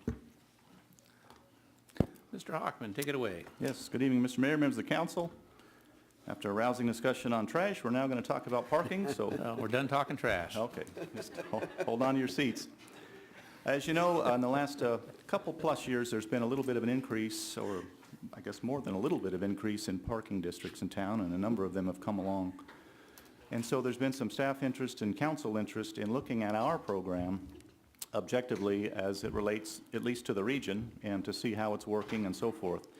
So the study is in your staff report. It's not a very long or extensive review, so I won't go into those details necessarily, but I did want to focus on the recommendations that the contractor has suggested we consider, and also look at some of what we have going on in our program, again, without going into great detail. This is what we have in place for Bellflower. These regulations have been a part of our program for over 10 years, including those costs that are listed there. So there's nothing new that we've done to change our process other than to make it more official within the municipal code, and that's taken place within the last couple of years, but the basic rules and such have remained the same. And you can tell from your review of the report that our program has some similarities, some differences. Some areas are higher than average, some are lower than average. But at least from a staff perspective, we didn't see anything shocking in what was being recommended for consideration to become more in line with the region. We felt it was a reasonable review that they have suggested, which is listed here. Those 5 recommendations that they thought we should take an extra hard look at include increasing the percentage of units needed for a petition from 66 to 75%. This was not viewed by staff to be a difficult or unreasonable request. In fact, almost always, whenever a district is recommended for consideration to the commission and council, the percentage of compliance is even higher than 75% now. We try to ensure that the high percentage is in place so that, once again, commission and council feel like they're able to give the people what they're looking for. So making that a formal change is not, would not be significant for us to do. The second one, require that future districts include full neighborhood blocks to avoid partial blocks, and possibly eliminate those that already have a partial block as part of their structure. Those 5 districts listed there, I'll show you in just a minute. Along with that was the potential not to eliminate, but simply to grandfather in those districts, but in the future create rules that would standardize districts to be full blocks or some equivalent going forward. Number 3, potentially charge an administrative fee if a parking study is needed. This is not applicable in our case. We don't do formal parking studies. It's incumbent upon the neighborhoods to get their signatures and do a good amount of their own opinion and structure to get the item moving forward. We simply look at the applications and review some validity and do a minimal amount of staff work to ensure that it's ready to go forward. And so there really is no charge that we felt was necessary to include beyond what we have for permits. And then they've also said you could consider differentiating preferential from single-day guest parking permits, the idea being to create yet another type of permit. Maybe you buy a permit for a year that allows someone to park in their district for 2 hours between 2 and 4, or some kind of specialized preferential permit that's different from the free guest permits that we already have. We don't really get requests for that, or at least haven't in some time. We didn't think a third permit type was necessarily something we needed to do, but obviously it's there for your consideration. 5th, then, to charge a small fee for guest parking permits. They're free now, and they said, well, you could be more in line with the region if you charge something for them. Again, we feel like the cost of the permits is the cost of the enough cost for individuals within those districts. We didn't think that any additional cost was necessary. And after the commission reviewed all of these considerations and had the option to suggest anything else that they might want for council to consider, they concluded that just recommendation 1 and recommendation 2 would be what they would suggest is the correct path forward. And they did say, or did conclude, that they were more in favor of grandfathering in the existing districts as opposed to taking those districts away from the residents. But again, that's up for your review and consideration. When we talk about half blocks and partial blocks and so on, these are some of the examples, or all of the examples that we have in town. The idea is that, or the way these came to be, quite honestly, is the long-standing tradition, if you will, for these districts is more or less to give the people what they want as far as it is achievable. And in some cases, when just a few people come forward with a request, councils of the past and commissions have considered those along with staff to be acceptable, and so sometimes smaller districts are created. In other cases, larger districts are approved, but over time, a year and a half, 2 years later, or what have you, some of the residents decide, well, we're no longer interested in being a part of a district, and if they get enough signatures to effectively cut out their portion, then the district literally shrinks down, the signs are moved, and we no longer have the same larger district. So in some cases they go in fresh this way, in other cases they've been reduced over time. And so these are the 5 that you have in Bellflower that are that way. This one was reduced, I believe, some time ago, so that it only accommodates a very few homes, 5 in this case, but you can see an odd shape and so on. So if it is interesting or reasonable or more appropriate in your view to consider only full blocks for future or all districts, then one would want to consider the idea of establishing also a distance or a minimum distance, because there's no such thing as a block definition, an objective definition. While we would try to go, and this is going to illustrate that point, while you would say, okay, well, a block is defined as street to street, and that's all there is to it. Well, some blocks are going to be significantly larger than other blocks, which and some will be so small that you won't achieve that larger concept if you would just go with that standard. So you might want to, if you go this route, consider or give us direction to come up with maybe a distance minimum that would have to be. So if it's a block from street to street, that's fine. Otherwise, like this street, Carfax, maybe they can't get the whole length of Carfax. It runs a long way north to south. Maybe a block would be defined as street to street or a minimum of 600 running feet, so as to create a large enough area that would not be subject to this checkerboarding of districts and no districts, but it'd be a reasonably sized district, even though it technically isn't street to street. That's something you might consider. The same 600 feet applied on Rose Street, you can see on a very, very large block. It might be unreasonable to say that the entire length of Rose from, Clark all the way west would have to become all, 75% compliant. Maybe we say a minimum of 600 feet or 500 feet. That would be something you could direct us to look at a little more carefully and then come back with something for your consideration. So basically, as you know, this is the area where staff is simply seeking direction. This is an ordinance in place. We would have to come back with the very specifics of whatever you direct us to, and we'll happily do that. But at this point, we're looking just for you to kind of give us a guidance as to where you'd like to go.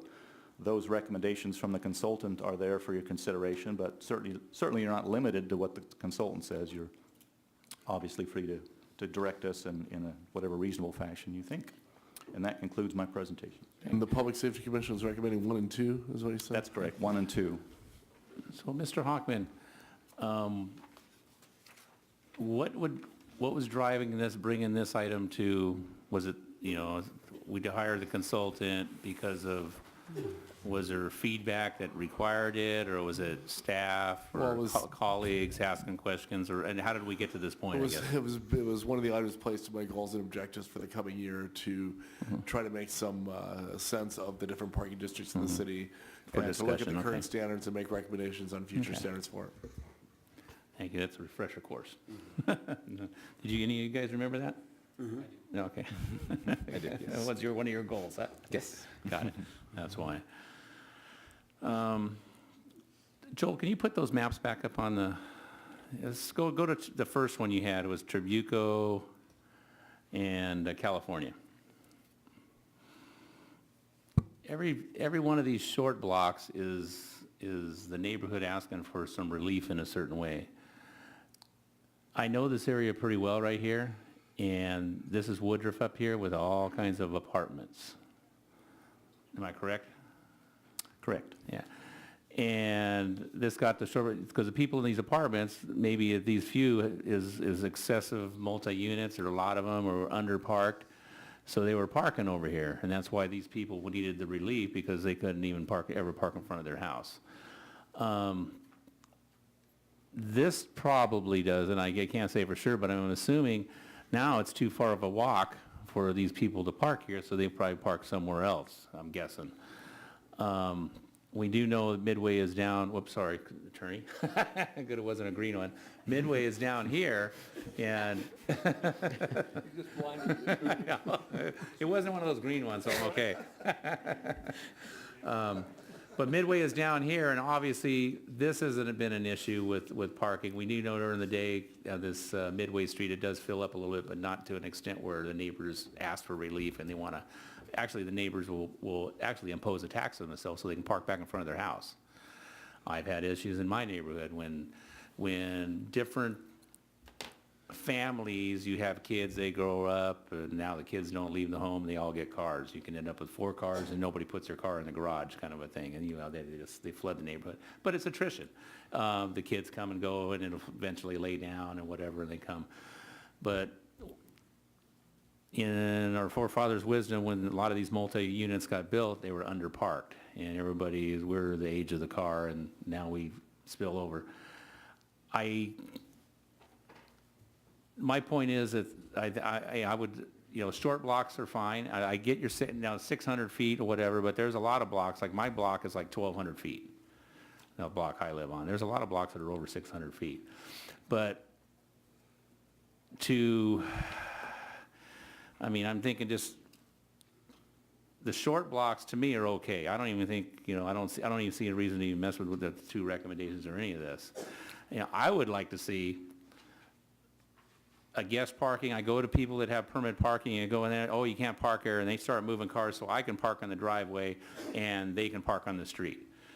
it would be nice if they just had a guest parking, a temporary thing that they can say, here, just put this in your car, walk out there, and it'd be Like a a lot handicap easier. deal. Yeah, like a little, we don't have that, but that's the change that I see that would be valuable for a lot of these homeowners. As we know, with the permit parking, we had a run-in permit parking over at Bellflower High School from the back of Ernie Pyle School. As one block got it, then the other block asked for relief, and they did it three different times. Went from Maplewood to Faywood to Somerset, right? Yeah. So 3 different times, and the people in the apartments that were behind Kmart were overspilling into that area. And it took 3 times before and then it was too far for them to walk, I'm guessing, because we didn't have phase 4 come in. Just for the guest parking fee would be well received in most neighborhoods, but they don't want to pay for it. Well, yeah, I mean, so- I would, So what you're saying, I mean, but I don't know how to say it's a temporary thing if they start using it for the same car that's there all the time. But that's, the point is it could get abused. I guess. And then you wouldn't know if it's a guest or a resident Well, using it. and it's typical, and I live in a parking district in another city, and I pay for a guest parking fee that I bring out if I have guests that park on the street, but I pay, every year I pay Okay. for it. How about the guest parking has to be, because we have license plate readers that can read license plates of where they're registered, right? We'd have to run them manually. We have automatic readers on the sheriff's side of things. But that's the not way to for police parking. it, that the permit can only be in a car that's not registered to that address. That would be how you would enforce it. But No, anyway. I mean, I think there's no perfect way to run a Yeah. guest permit fee, Yeah, first right. off. But, Yeah. I mean, there's. I'm not easy- asking for it, I'm just saying that would be a There's good, simple ways it's not to- the sword I'm gonna die on. There's simple ways to do it. Somebody could request a temporary guest permit. If they know they have friends coming over, and they could ask Joel's office to produce one, they could put a placard on the dash, a piece of paper, bam. It's there, and it's pretty easy to do with a specific date on it, or dates. Right. The question is it free or is it paid? Right. And then secondarily, do you want to make it more permanent or just keep it temporary like that? They're relatively simple questions, but they need to be I assume vetted. everybody get a free guest pass if we can enforce it. That would be, with the permitted parking. I would But- recommend against that. Okay, I'm just throwing it out there. Yeah. But what I'm bringing up, my main thing is the short blocks. Every short block has something unique about why they're asking for it. As far as the threshold, we always achieve 75%, but if you've lived in a neighborhood that the parking is spilling over the people that don't live in your neighborhood, I mean, you need to make it as easy as possible. I don't, 2/3 vote is fine with me. You don't need to raise it to 75. I'm done talking. Any of my colleagues want to chime in? There's an ex-colleague. Yeah. Emphasis on X. Yeah. The study that was done and the discussions, did you ever look at underutilized parking places that are in the apartment structures? So, if you have a landlord that's charging $50 a parking place and they go, I don't want to pay $50 for a parking place here at my apartment building, I'll go park in the neighborhood. Perhaps there's a way to study, how much utilization of the existing parking on the apartment buildings, whether it's being utilized or not. And if you go there at 1 o'clock in the morning and 9 of the spaces are not being used, but you got 20 people out in the neighborhood, maybe there's something that can be done to encourage those people to get back into those 9 spaces, so. I guess you think that might be going on, which is very possible it could be. It doesn't surprise me nowadays. Stuff like that happens, but I don't even know how you're thinking of enforcing that. I have some ideas, but, Good idea, just but something to we're think dealing about. with private property rights now. Yeah, but if you say the most you can charge is half of what Yeah, the fee yeah. is to be out in the neighborhood or something, it might get them. Now, Scott, you often have insights that we don't enjoy. So do you prepare income tax for people that are actually getting paid to rent out parking spaces? Or is this something you're doing yourself? No. Let's just say I know some that are that way, yes, so. Really? Just a thought. We need a hit list. Thank you, Scott. So Mayor, I do have one question. Mr. Garza, go for ahead. Staff. So I thought the question of defining that distance, I thought was good. It's a good question. So when I look at the report from the consultant, where it says block requirements, I don't really see like a definition of what a block is per city. It's just, it's a block, no matter how short or long it is, correct? Correct. There's no standard definition of a block. So that's why we thought that we could introduce a distance component. And some blocks are, notoriously large if you just define it as street to street or, I personally don't have an issue with what Mayor Dutton mentioned regarding the changing from 66 to 75%. I'm fine going with 66%. I think the question of you of asking for guidance in terms of that distance, I think it's a fair question just because of, again, the varying amount of the sizes of blocks. So for something like that, do we give you guidance tonight? Do you need to take it somewhere? you could just simply say that if it's your pleasure that there is some distance you'd like to see objectively assigned, so then when staff goes to review whether it qualifies or not, we have something upon to base that decision. Do the Public Safety Commission take up distances or just No, ignore the issue altogether? just conceptually. So I would kick it back to them and have them look at the distance, make a recommendation on that, because they're closer to it than you guys are by a long shot. They certainly could, and then we'd do some work with Jerry Stock and different individuals and see if we can come up with what would be the most reasonable distance we can see based on a regional analysis or something that gives a little more credibility to it. I think that's a good recommendation, because I don't have that information on me in terms of. That's a good idea. Right? No. Before we went too far, we wanted to know if you wanted to go that way. And so, Yeah, it's a good question. Other than that, I think everything else, I'm fine with. I appreciate, it's good knowing where we stand compared to our neighboring cities in terms of parking districts. So, thank you. Should we have them visit the guest parking at the same time? Yeah, I think that's a heck of an You idea. get a recommendation for the guest And I permits. don't know the right way. I mean, I know one way that nobody loves, and that's the way we do it in my city, but I don't know. Well, it is an inconvenience, and then if somebody's having, their 5-year-old kid's birthday party, and they're gonna have 10 cars come over, and they're in a parking district, where do you put them? And I'll bet you dollars to donuts, the commission has. And they gotta come strong- down and they'll get the permits, but you gotta come down and get them, and that's, My feeling is they have strong feelings about that, and they will articulate them, and if there is a solution to be had, I think they'll come up with one. and enforcement, in whatever they do, what's an enforcement recommendation? Mr. Sonny Santana. Yeah, get a question. Sorry. Joel, if a resident who's on a parking district wants to have a guest parking permit, how does she or he apply for? Right now, they have to come down and they can get up to 15 at a time. It takes us just a few minutes to put them together and hand them out. We looked for some time, and we still can move in that direction at having Turbo, our processor for parking tickets and admin sites, also take over the whole permit process.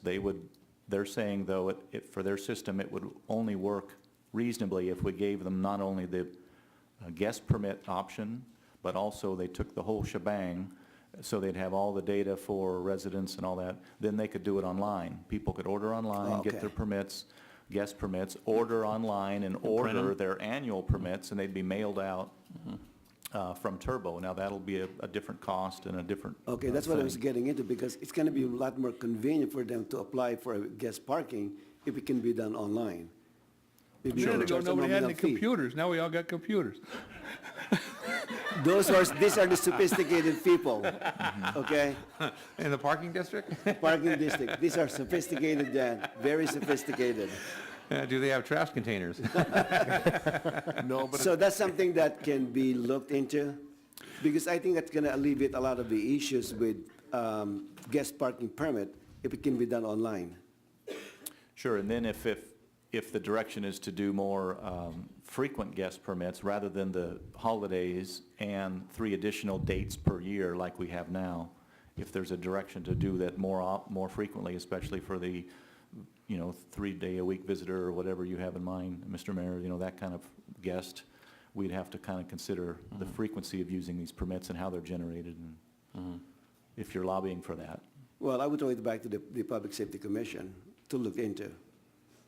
The other question I have is, are you aware of any neighborhood that's been trying to get a parking district, but they cannot meet the threshold of 66%? There was one over in Woodruff Place area that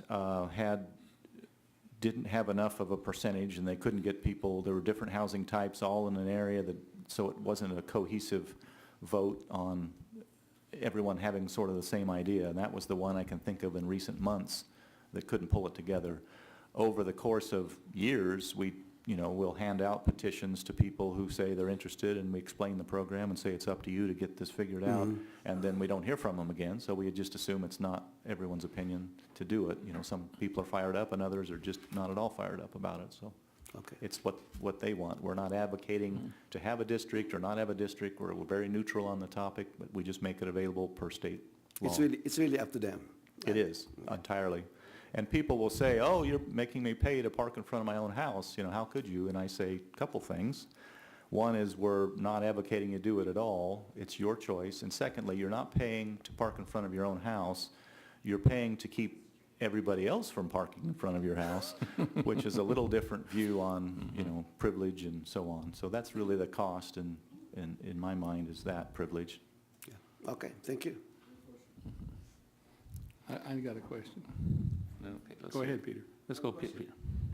Once we get those 300 car garage on Bellflower Boulevard, are all those neighborhoods off of Bellflower Boulevard going to be restricted parking? Or are they, No. are there now, right now restricted Totally. parking, so businesses coming in?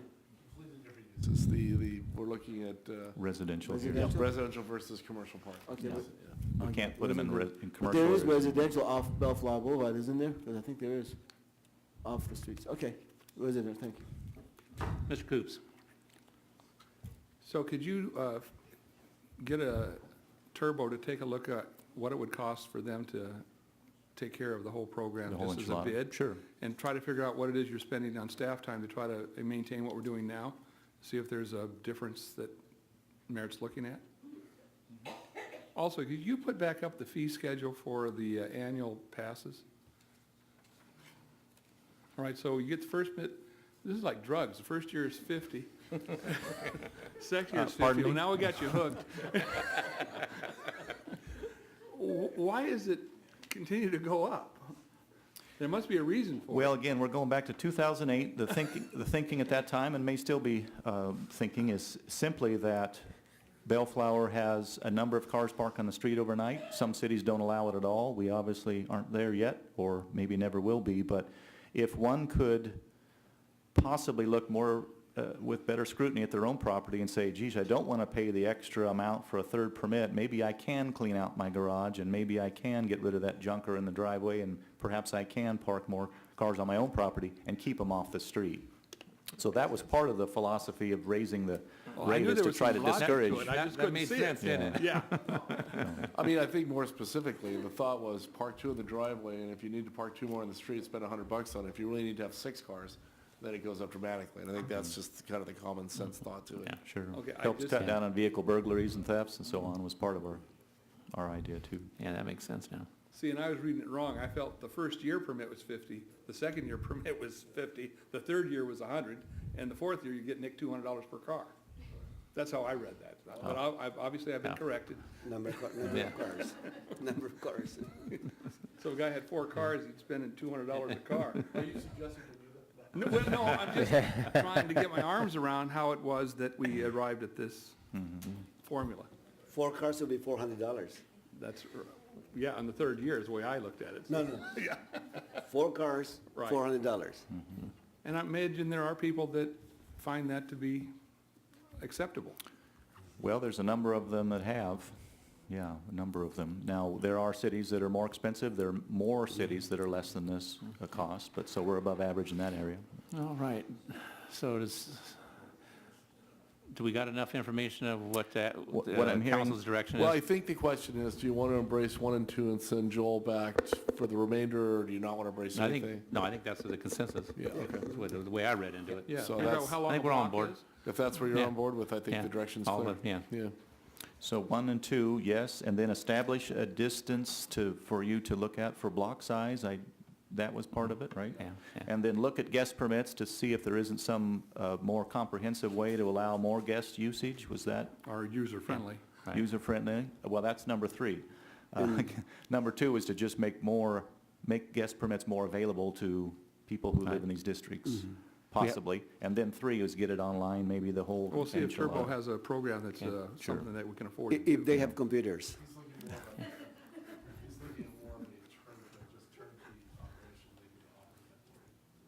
Yeah, and we've talked about that. We've kind of held back on that other piece because we like to get people in once a year and evaluate their credentials and all that and kind of have a face-to-face. That helps in our purposes, but online can work too. The clerk correctly points out that number one is to raise the percentage of our approval from 66 to 75. We talked against doing that, so we don't want to go to 75%, right? No. So number two is all we're embracing. Yeah. Anyway, I forgot to ask anybody in the audience wanted to speak, and I apologize. No, And- no, my name is Bernice Cristerna. Good evening, everyone. I just have a little bit of concern because it's always falling on the residents' part of people that own a home, like myself and pretty much everybody that's in here, but not so much on the renters. And, you know, a lot of these apartment complexes are really old. Probably the owners have owned it forever and they're not paying much on property taxes as it is. Why not focus on the renters purchasing more of this permits than the actual resident? Because the street itself is public. I mean, anybody could park on the street. I can't go outside and tell somebody, hey, don't park in front of my house. But those that have more than 2 vehicles, 3 vehicles that are renting, these fees should fall more on them than us that own houses and are paying our property taxes every year. So maybe the focus should go a little bit more towards that side. And okay, if you pay for your permit, even if you live in an apartment, you could park there, it's okay, because you're paying the fees, and maybe even raise it up a little bit more for the renters instead of everything falling on us owning a property. That's the way it would be. It's a pretty democratic process, actually. And it's brought about in order to give some preference to the homeowners who are willing to pay a fee in front to park in Correct. front of their own So property. have them be first, and if they're not willing to pay that fee, let them know that that space is gonna be available for whoever Well, wants to pay the that's a fee. whole lot of administration. So you're I'll start throwing the flyers around. So you want people in the apartments to be able to pay to be able to park in front of your house? Why not? Okay. If it's gonna make money for the city and they're parking anyways. No, you don't want that. You don't want, The problem is. but you would pay too, and they would pay, and they would be there, and you couldn't park there. Well, if you give me the option and I'm concerned of not having anybody, I'm gonna, of course, pay the fee. But if I don't wanna pay the fee, then they're Right. still gonna park there. So why not give the option to the renters as well? No, that's not. Excuse me, that's generally not the way those work out. The way these permits work out is that the homeowners, once they agree to do it, they have an investment in the process, and they will buy the permits. And if you choose not to buy a permit, your neighbors will happily park in front of your house and buy the permit. Oh, I think you park, So, you live right now in a permitted parking, Yeah. right? No, I don't. Oh, you Yeah. don't? Oh, you haven't lived that. let me You explain don't how that works. understand. I'm just looking for my neighbors and my city. Yeah, there's No. no easy solution. Yeah. That's- Okay. Oh, it's- No, I understand. Yeah. I'm just trying to process it because it always falls on us. Have Like, you- You know, everything that, you know, it's just, it's a little bit concerning because as it is, we are paying our property taxes and, you know, we're starting the neighborhood watch in my neighborhood as well. I'm probably gonna be the captain, but anyways. Congratulations. Thank you. So we're always like looking for ways to improve our neighborhood and sometimes it's not fair for the renters to, What street do you live in? Ives Street on Clark Ives? and Ives, yes. Clark and Ives, okay. I'm glad you mentioned that, and when you're ready to have your next neighborhood watch meeting, we'll happily come talk to your group about parking in the neighborhoods. We'll Yes. bring the Yeah. folks in. Okay. Just let me know or let Joel know. Yes, definitely. I have his card. Yeah. Thank you. Good. Thank you. Well, good evening. Good evening. I just have a quick question. Uh-huh. These permits, wouldn't they be like per unit, per house, per apartment? No, per car. Only per car? Oh, okay. So it doesn't matter if you're a renter or an owner, you would have to pay Nope, extra? yes. You can only, the people that can only get the permit to park cars there are the people that live on that street that's permitted parking. You could be a Okay. renter. Yeah. And you could be a Renters or renter at that homeowners, house either too. one. yeah. I mean, if Okay, you, for so- instance, if you owned a house, you didn't have a car, that would be a reason to have a guest permit, so your friends could come visit, they'd have a place to park in front of your house. Right. Yeah, Well, I know they do that in Orange County. Right. I have a friend that always has to get me a guest permit to sure, park, yeah, you know. exactly. I just wasn't sure how you were talking about. Mm-hmm. How would you differentiate if somebody comes in and says they want a parking permit, are you a renter? No, you can't have it, is what I was thinking No, about. no, renters, Giving we the treat them the owners, same. you know, a preference. Right. Okay. Anybody else wish, in the audience want to talk? Okay. Hi, Priscilla. Hi, how are you? Good. Good evening, everybody. I just had a question. So in my neighborhood, at the end of my block is businesses. So I guess it's mixed use or, so the first 3 or 4 are businesses, and then, we're down a few houses. But then we've got a renter across the street who runs a business out of his house, out of the house he rents. And he has at least 3, sometimes 5 of his employees come and park on the street, so all the businesses down the street plus him and all his employees parking on, we have no parking. So I have to move my car out. If I want parking from my house, I could do that every morning early before 7:30 when and I don't even think that's legal to be running it. It's not. Joel, are you aware of that? No, if you give me the address of a business that's operating out of a house. Well, yeah, you kind of are. Is it the one across from what It's was the the medical one- clinic? It's the one that you've ticketed them for parking the behind the business fence? trucks on the grass. Well, it's bigger than that. I mean, Right. if there's an illegal They're not business up, on there, then. they're just using work trucks, right? You're parking the work trucks there, but they're not operating a Yeah, construction I've talked to- business out of the I've talked to code house. enforcement about it, actually. And I said, he has his workers come every morning, and, so it started out, he had one truck, one work truck. Then it was 2, now it's 3, and a trailer. And he keeps them all in his driveway at night. And then they leave And to, then in the morning, all of his employees come, and then they leave their personal cars there. They Yeah. load up the trucks. the they business is leave. not at the location, Seems but like you need to have a code enforcement and. Okay, law but I enforcement talked to presence code there. enforcement there, and I've talked to code enforcement about this, yeah. like several times. I've sent pictures, you know, and they seem to think, they go, well, people do carpool. Nah, all right. We'll send somebody out. Yeah. Joel, the That's not address. We'll carpooling. go I'll through get it. that, yeah. I think I've got an old email on that. Yeah, you do, from when you were ticketing them. That's when they were parking the work trucks on the grass every night. Right. So, Right. and that was horrible. You've got a box truck parked on grass every night, which says, welcome to the trashy neighborhood. I mean, really. So. I'm sorry? So Will you I said make us? if we can't fix it, we'll have to form a parking. No. See, that's what I'm getting at, is I don't want to have to purchase No, I think we'll take a a look at parking that. permit. I will look at that. When he can come and have all his employees park on the street.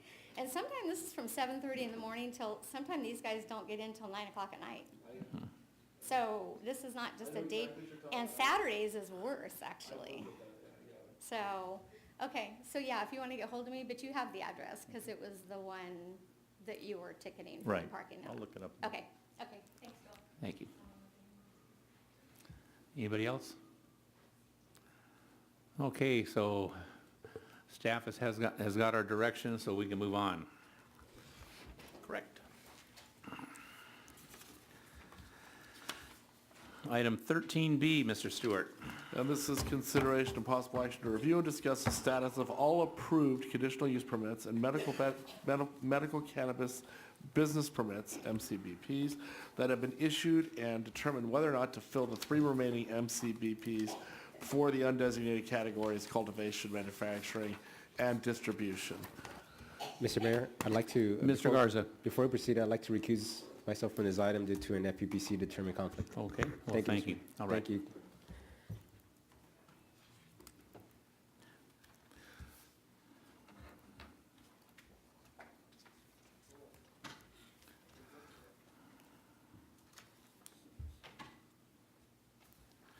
Okay, Ms. Stover, are you ready?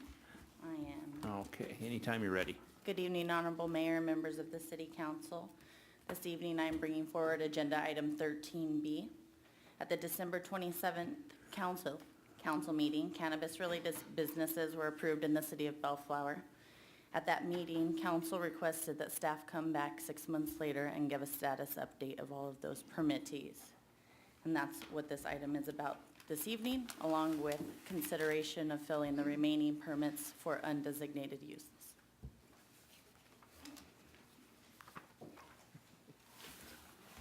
This is a summary of the approval summary of the medical cannabis business permits that were issued and where we stand as of today. And I just want to go right into our status updates of the approved uses. First was the Medicine Woman, which is located at 9058 Rose Street. They were issued 2 permits and activated both of those permits. They have paid $20,000 in prepaid estimated taxes, and they have submitted plans to the building department, which have been returned for corrections, and they are currently working with our building department. Next is Calcan, located at 8846 Alondra Boulevard. They were issued 1 dispensary permit, which was activated. They've prepaid estimated taxes at an amount of $7,613, and they submitted plans for the building department, which were returned for corrections. Next is Caliva, located at 9535 Artesia. They were issued 2 permits, a dispensary and a distribution. They activated the dispensary permit, but they did not choose to activate the distribution permit. They prepaid estimated taxes in an amount of $8,250, and they have informed staff that they are interested in activating the distribution license that they were approved for but did not activate. We'll get back to that later in the presentation. Next is EEL Holdings. They were issued 1 permit for a dispensary, which was activated, and they have prepaid estimated taxes in an amount of $35,908. Next is Joint Forces, located at 10040 Artesia Place. They were issued 3 permits, and they activated all 3 permits. They have prepaid estimated taxes in the amount of $14,394. And last is BB&Y Logistics. They were issued 1 permit for cultivation.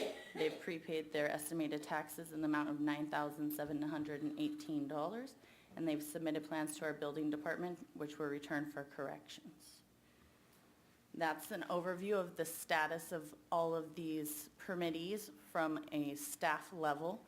We sent an email out to all these permittees asking them to give us an update.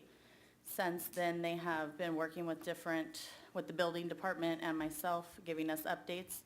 They have been invited this evening to answer any questions you may have. So that was the review. Also, we were asking this evening for direction with regard to the remaining medical cannabis business permits that are non-dispensary, and alternatively take other action. Randy, state specifically what the recommendation is for the remaining MCBPs, what you want to do with those. For the remaining medical cannabis business permits, at this time we're recommending that council should council choose to allow those to be filled, they allow people that have already applied for a medical cannabis business permit in the city apply for that permit. And awarded on merit? Or it's to our discretion? Under the same guidelines you approved with 1805. Okay. There are 2 exceptions to that, and they are, I believe, Caliva and Calumet, and I forgot what the... Yes, so the 2 exceptions to that would be, if you look at this up here, the green boxes are potential, and the top section above the yellow line are potential permits that can be activated should council decide to move forward and accept applications for those. The exception, you see the -1 for Caliva, which they did not activate their distribution license. However, they have requested that council allow them to activate that. I think they don't use it, they lose it, is what I think. Let me back up a little bit. Hold on. So what we're recommending is we do this. We go ahead and we allow them to apply and take up the remaining 3 licenses under the group that are listed above. It's not that it's a problem with Calumet and Caliva. We don't have any problem with them at all. The issues are that if we do allow Caliva to go ahead and reclaim their dispensary permit, we have to amend the ordinance to do so, which means we have to go back to the enabling ordinance for this thing and change it to allow Caliva to do it because the guideline passed. Same thing with Calumet, except that would be an amendment to Resolution 1805, which the council approved recently, which gives the current standards for awarding these permits.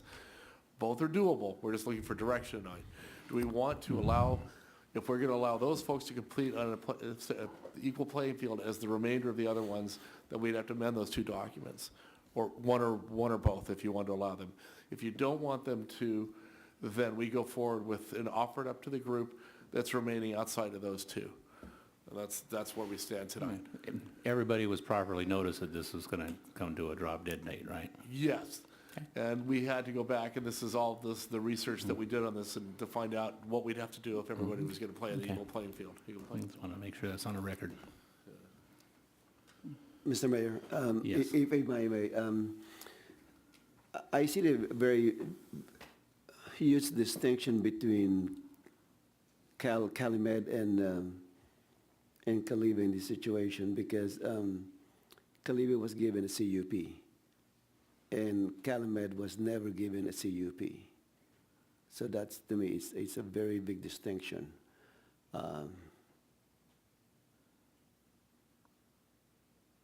If we're going to give out the other permits in this round, I would prefer to go to existing applicants who were given CUP. Otherwise, to me, we need to kind of do the process all over again. I think the process ought to be up to everybody there, but they're on starting over on a level playing field, Exactly. CUP or not. Exactly. I mean, we may have another operator that has better merit.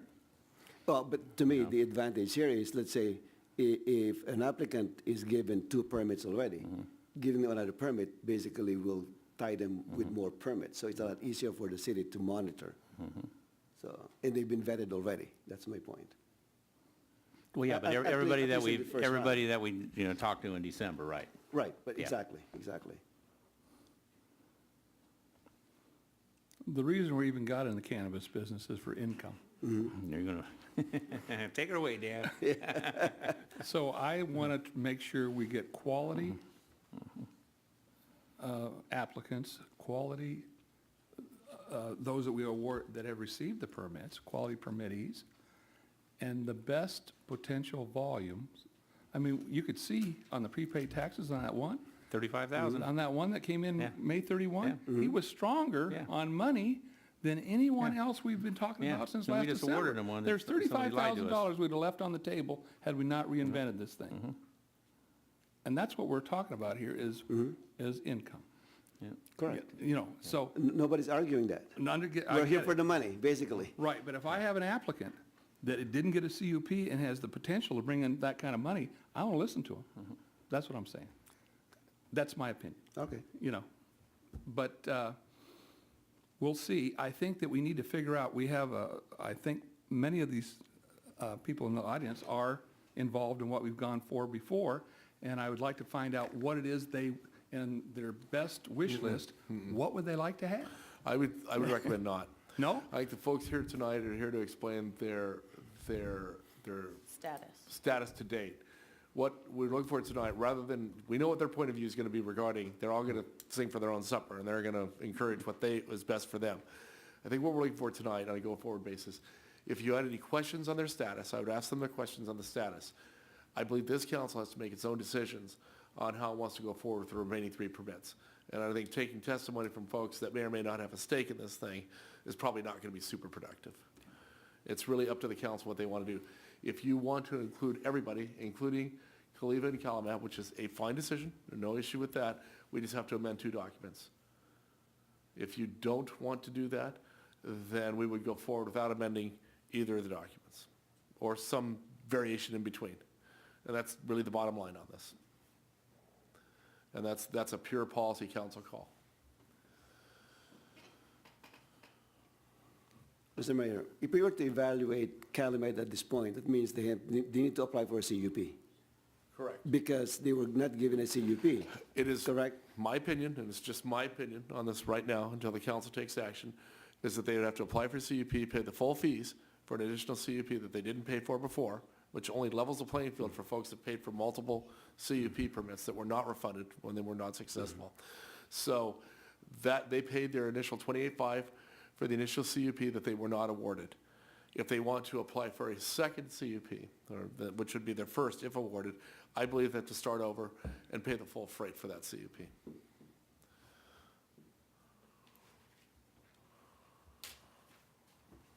Well, you can read it to them. Don't make me read your writing. So.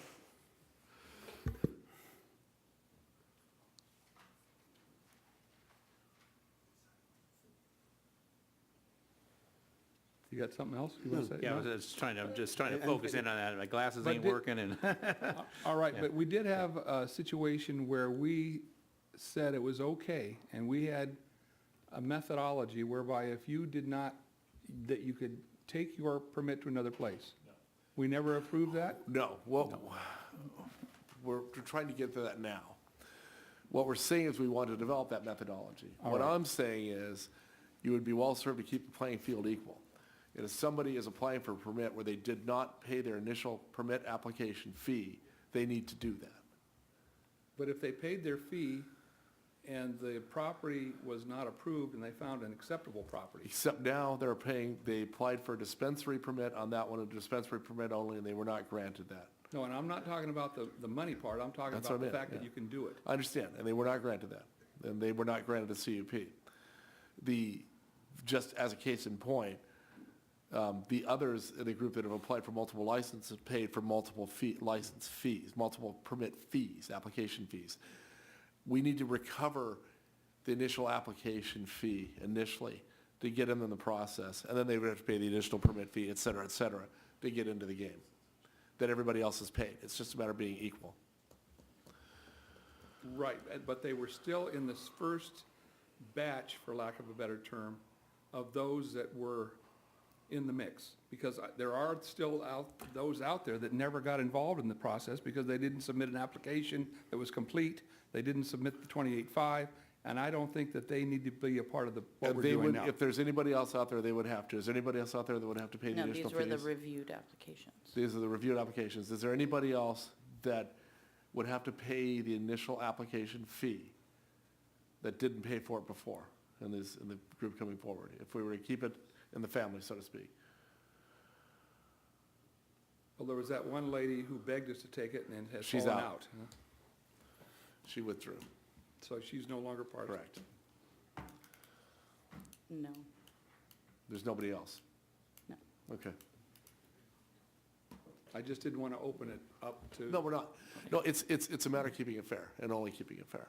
There's no punitive measures here.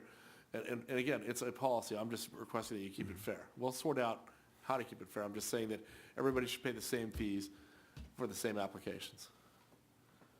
I understand. Yeah.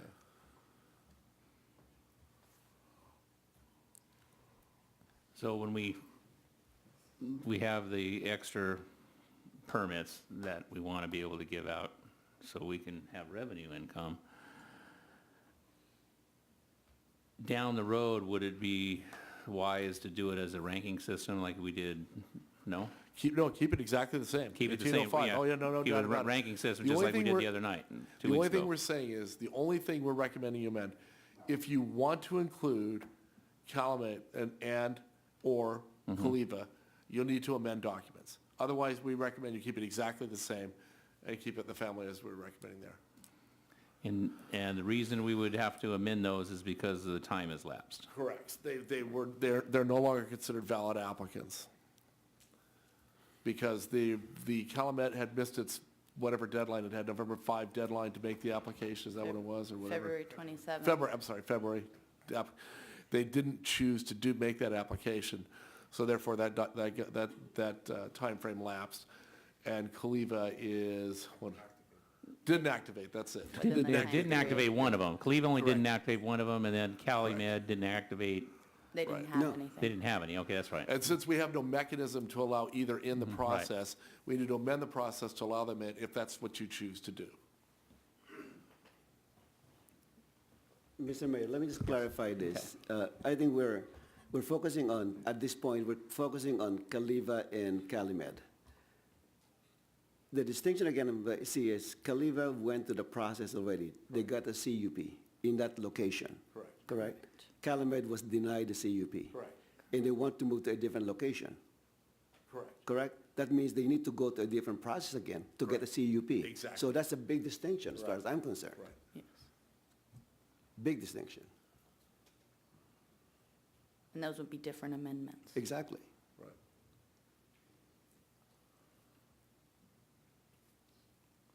when we decide what we're gonna do with Caliva, that will determine whether or not we have an additional dispensary permit, or whatever it is they did. Non-descriptive. It was the dispensing, not dispensing. Distribution. Distribution.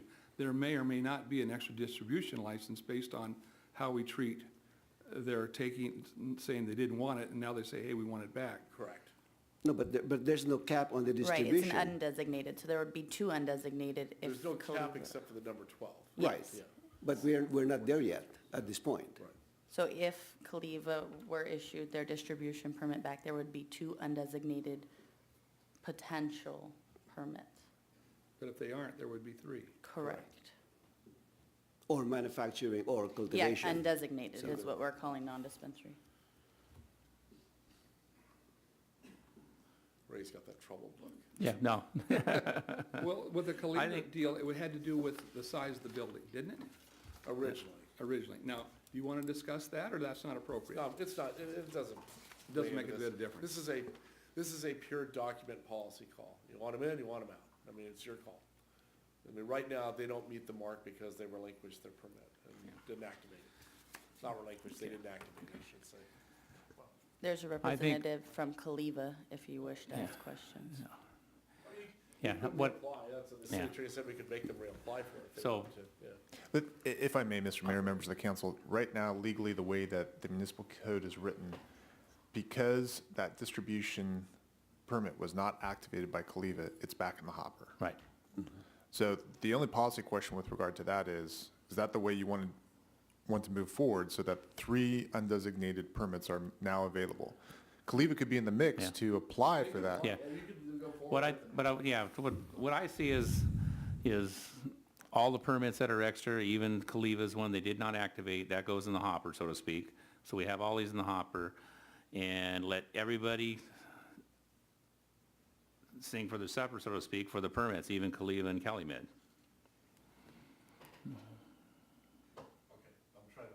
CUPs or not, So what I'm hearing is you know. that you're willing to amend Resolution 1805 at the next meeting, and then open it up to everybody to apply. Caliva's already paid its fees, so we don't need to collect any fees there.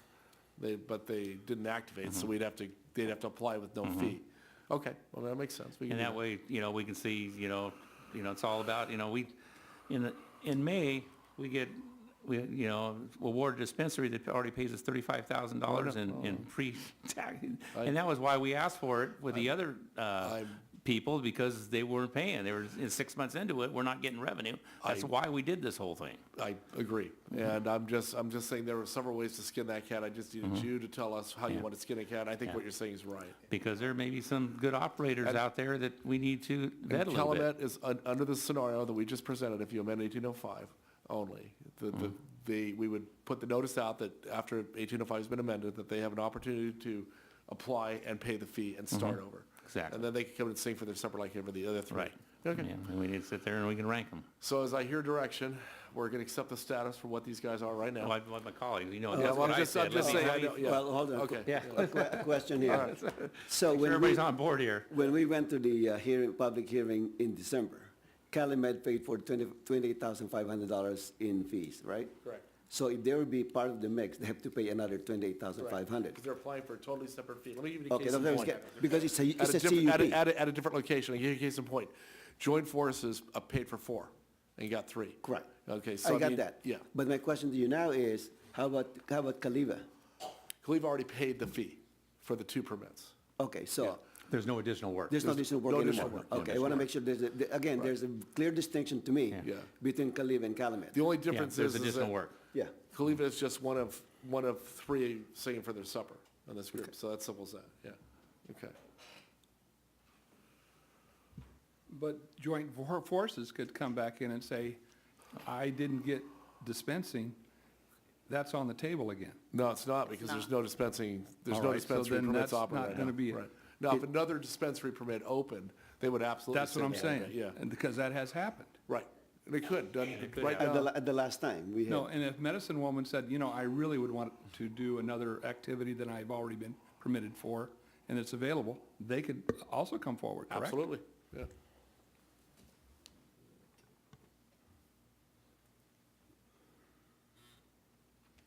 So we we have consensus? Well, I would like to make sure that we have the chance to have as many as possible apply and pay their 28, permitted, I mean, CUP or not. They still get to play. As long as they're on the list. Yeah. Right. Okay, okay. As long as they were in the As long first as batch. We don't want to open it again. All No. the- Not at this Okay. time. I think we All got the enough December players to people. fill all the needs we have. If you allow staff to tinker with 1805, we can bring it back next meeting for approval and make that happen, I believe. Probably the meeting after, most likely. Boy, yeah, probably the first meeting in July, yeah. So I think what Ray's saying, Kaliva can still play, but they got to pay the 28.5 because they're back in the hopper like Not everybody else. Cleveland. They paid No. already. They paid, They'll pay the 25 if they get a permit. They'll reapply, but they don't have to pay the fee. There's no- Calumet would have to apply and pay the fee. They already have a location. Medicine Woman likely is why I think they only paid 2 fees. So Okay. if they want to go for a third, they have to pay a third fee. all right, so Yeah. Kaliva's square on their 28.5. Yeah. They paid it twice, and we're going to use that for the potential of of them obtaining it back. Correct. Okay. So, you good? Yes. Okay. You want to hear from the audience? It's only an item of consideration. I had some hands go up back there, so. You want to hear from audience? Come on up. I'm mayor. I can make the decision. yeah. There were, Thank you, Mr. Mayor and Member Rand Martin, on behalf of Kaliva. I won't make the presentation I was going to because I think you've already discussed a lot of it. I do want to remind you that the last time we all talked, the state had thrown a monkey wrench into the whole system by creating this firewall between adult use and medical use. When you all decided in March that you needed a drop-dead date and you needed a response, which we respect, we were faced with a very painful decision about whether we could make a commitment when the state was telling us that we would not be able to operate the way we had planned to when we first submitted an application to the city of Bellflower. We have worked strenuously over the last 6 months and successfully, finally, just last week, got the legislature got the Bureau to repeal the firewall. The firewall is now gone. The problem that affected our business decisions about how to go forward, not just in Bellflower, but in other cities across the state, has gone away. And so we're now faced with a decision that is more financially feasible than it was before. We do respect your desire to even the playing field, but we would like for you to keep in mind that we really wanted to be here. And if it wasn't for the state injecting itself inappropriately earlier this year, we would have been here, and we would probably be open by now. And I know that none of the applicants has opened any of the businesses yet. We're ready and prepared. they're way ahead of you, with all due respect. Well, that You were may- very disappointing to us. That may be in terms of where they are with the building department. But the bottom line is, nobody has opened their doors yet. That's right. And we are prepared to move quickly as soon as the council approves that. If you want to level the playing field and if you want us to technically be reconsidered as part of the larger group, we respect that and we're willing to go along. But we would like you to please keep in mind that we would have been here, we would have been on the ground, and we probably would have been open if it hadn't been for the state throwing this monkey wrench into this issue a few months ago. Thank you. But Rand, when you came to me and said, I can't open in Bellflower because now the state has changed this to medicinal versus recreational, and you said, I can't play anymore, that was the first time you really wanted to withdraw. You didn't do it, but you threatened to do it at that point. You recall that? Well, the issue dates back to November when they first put out this emergency regulation. Right, but you had trepidation about even going forward in Bellflower because you said, I can't make a living strictly on medicinal. That's correct. But now that that firewall is gone. Now, none of the other applicants ever threw that at my face. Well, I can't speak You know what for I'm the other- saying? I understand what you're saying. No one else had the fear that you had. They were willing to take the step, but you said, listen, and it was not pleasant to hear that you didn't even want to play because you thought the state had caused you to have no business in Bellflower. Then you waited for the state on the other thing, and you threw the not the dispensary, but the distribution away because of the state. You're so in tune with the state, it's screwing up your abilities in Bellflower. That's my own personal viewpoint, because maybe you're too tiled in better than the rest, but it's screwing up your application. All I can say, Mr. Krups, is every business has to make its own decision what is a feasible or viable path forward. And at the time we were compelled to make a decision in March, we did not see it as viable. We wanted it to happen. We wanted the city to be able to take advantage of Caliva's presence. But we couldn't do it on the distribution side because the cost to us would have been so gargantuan if all we could have done was medical on. Now on the retail side, the dispensary side, that's a different story altogether. Now while we can't sell in the city of Bellflower anything other than medicinal, we can deliver outside the city of Bellflower, and now with the firewall gone, both adult use and medicinal. That made sense to us even back then relative to the firewall. But it did not make sense from a distribution standpoint. Maybe we're too close. Maybe the others are more courageous than we are. I don't know what the answer is. I'm just saying. Sometimes ignorance is bliss, you know? We made an authentic decision. No, and I get that, but it really put our decision in the same quandary. It did, absolutely. And we could have activated and crossed our fingers that something was going to happen. But with other things going on in other parts of the state and other demands on money, we had to make a decision at that point about what we could do on that day. All right. And fortunately, we were successful. We led the charge in Sacramento to get this changed because we wanted to be able to come to places like Bellflower. And the only way we were going to do that was by getting rid of the regulation that screwed it up for everybody. This is not a problem created by you, not a problem created by us. No, and created by the state. No, we went through that with trash hauling earlier tonight. These state mandates have changed how we can make a decision, and I appreciate that. But you've been so in tune with this, and we're in and we're out, and we're changing. It's difficult for us. It's difficult for you. It is, but now everything has changed. It's back to where it should be, and we're ready to move forward, and we're ready to get into the city of Bellflower. All right, thank you. Okay, Randy. Yeah. Having said that, what is your timeline now for dispensary? We can put both into our Artesia Boulevard building as soon as we get the building permits taken care of, within 3 to 4 months. For the sake of discussion, Rand, and since we're on hold on. What if you don't get the distribution? What is your timeline for the dispensary? Well, hold on, we need to talk about that, because I think he needs to define what his new definition of a dispensary is. If not now, then later. We can certainly do this later, but. They have an entirely different concept on the dispensary than they did before, the initial application. Go ahead. Okay, well, what we want to do now is just a retail delivery dispensary, not a storefront. So people would not be able to walk into our building and purchase product. We would only deliver outside. And part of the problem, Deliver to end user. Deliver to the end user. End user, okay. Right, under state law, which is now allowed. That's what we would prefer to do out of the Artesia Boulevard building. And that is dispensary still? It is. Okay. Yeah. And your dispensary ordinance allows for that. Correct, okay. So what is your timeline now for the dispensary portion? For the dispensary portion? Well, at this point, we're looking at it as both, because if we do the building changes that we need to do, we would do them all at once. Because basically, you're talking about a facility that would be packaging and processing, either for delivery to individual end users or for distribution to other businesses outside of the city of Bellflower. So what you're saying is you're going to wait for a decision to give you, whether to give you or not the distribution before you act on the dispensary? We would need to do it at one fell swoop. It wouldn't make sense for us to do just a part of the building. Okay, so that's going to be quite a while. Well, we don't think it'll be long. We think that we can get in there and do the changes, because it's not a lot of changes that need to be done. We don't think, obviously the building department will have its own opinions, but we believe that we can be in an operation within 3 to 4 months. So what if you don't get the distribution permit? I don't actually know. I'd have to go back and talk to my folks about that.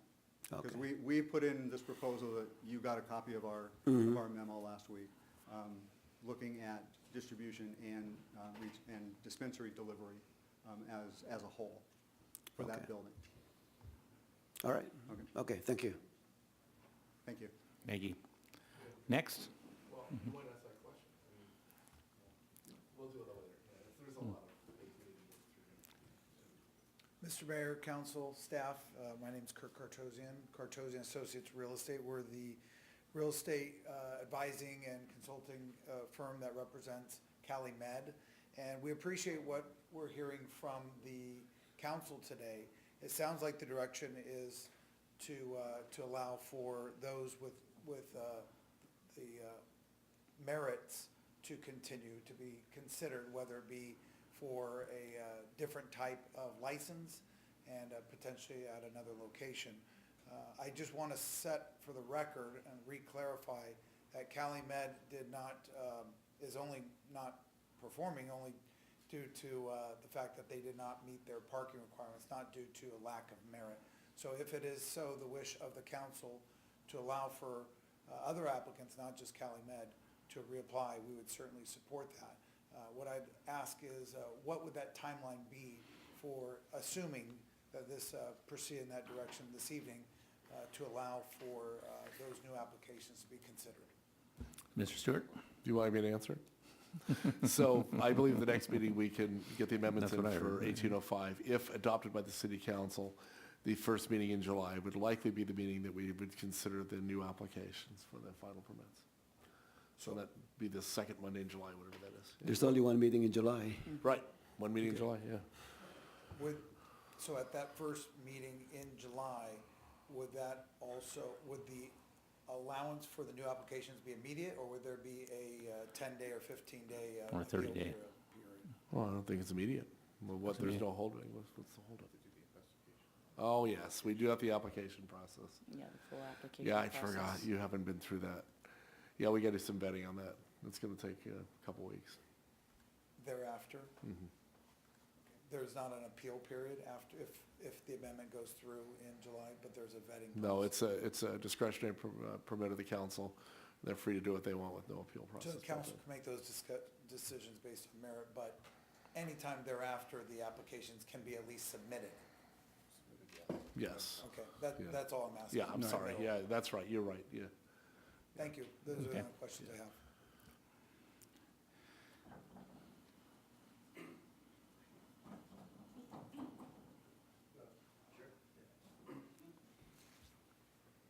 My name's Elliot Lewis. I'm the EU Holdings application at 9038 Artesia. I'd be interested in doing manufacturing over there if lucky enough to get it. I also just want to say that, talked a lot of stuff up here, and I want to make sure that, I back it up. They called me at 4 o'clock. I ran down there by 4:30, went, picked up the permit, paid. We closed on the property 2 days after the meeting. We've already served notice to the tenants to vacate, walk the property with the architect, the lawyers to make sure, we don't have to build it twice, be a little more efficient with the building plan. We're working up the plan right now to get it in July. That's the main thing. I just want to say that if we did keep it in the group that's up there, it would make sense for us to have the whole entire property be used for a cannabis use instead of part cannabis and part auto retailer. So, we're really gung-ho. If you did open up the applications for, within the group, we would definitely submit on manufacturing and be very interested in developing the entire property as like a cannabis property. Thanks. So you're good for another 28.5? Yeah, I'm good. All right. Got those attorney's fees paid?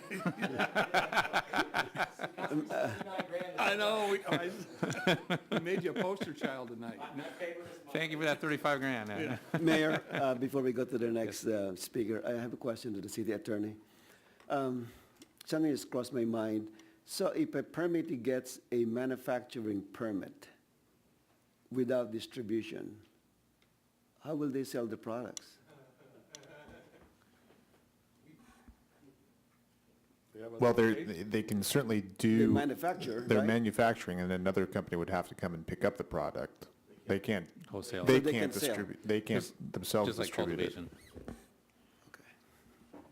That's perfect for us. We're medicine women, and one of the things that we have is the manufacturing. We'd like to apply for the distribution so that we can distribute our own stuff as well as others going forward at our place at 9058 Rose. We have no problem paying the 28.5. We have no problem paying an equal prepaid tax, and we're really close to getting an application. You have a finished up. manufacturer and a distribution. We have manufacturing and storefront. Dispensary. Dispensary, yeah. Yes, dispensary, that's what I meant. Yeah. Right, so we'd like to be able to do the distribution along with it, most definitely. All right, well, you know the process. Okay. And Medicine Woman did submit an update that I got today and will be sent out to council. Okay. Yep, yeah, come on and just, yeah. Hi, my name's Nicole Baker, and Nicole, you said? Nicole. Nicole, okay. I just wanted to share some information that I had seen, and mainly referring to youth. And when cannabis, the medicine, was allowed in Denver, it didn't take very long for recreational to come in also. And I wanted to just, people to be aware of that.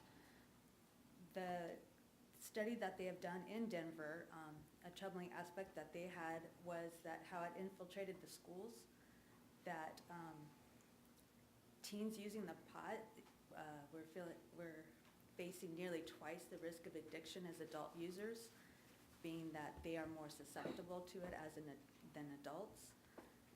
That the psychoactive component of marijuana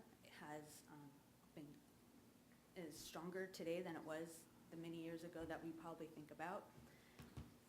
In the manufacturing, I've also looked up that the medicinal part, that cannabis can be manufactured and without the psychoactive component, that Get you high. yeah, it can still Yeah, be right. effective Oh, as yeah. a Oh, yeah. medicine. So that's my main Yeah. concern. They have also in edibles with candies, I had read that there's no way to tell that candy is laced with the cannabis or not. I know students and youth can be very deceptive with things like that. And this can be more concentrated and not safe for students. And that that more of them can be just having it on them, and none of us knowing that they do have it on them.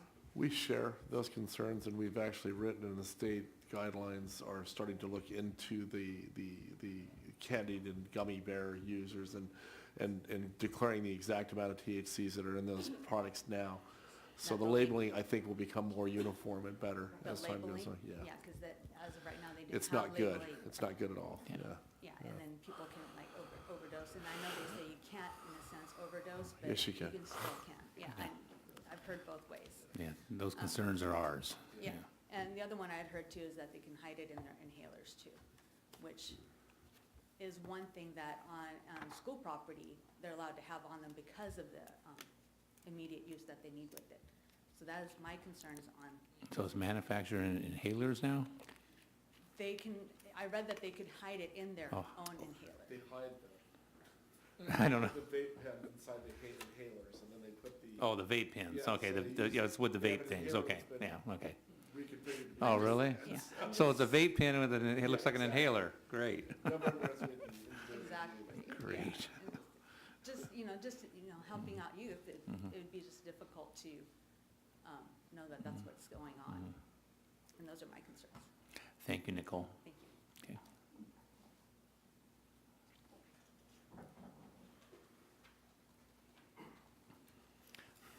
You miss us, don't you? It's another 28,500. I just wanted to address the Mayor Pro Tem's question about the distribution license. We do have distribution licenses already throughout the state, so it is true that a distribution company would have to come up and pick up the manufacturing, and you could move the manufacturing directly to the retail without it going to a distribution. But we have a guy with a sprinter van, air-conditioned sprinter van that goes around the state, so even things that are cultivated down here get sent up to our distribution center in Sacramento, and then that's a whole process of labeling everything, and it gets distributed down to the retail stores. So to answer your question, it could not go from the manufacturing to the retail location and be sold. It would have to go through a distribution, but we have a distribution network already in place.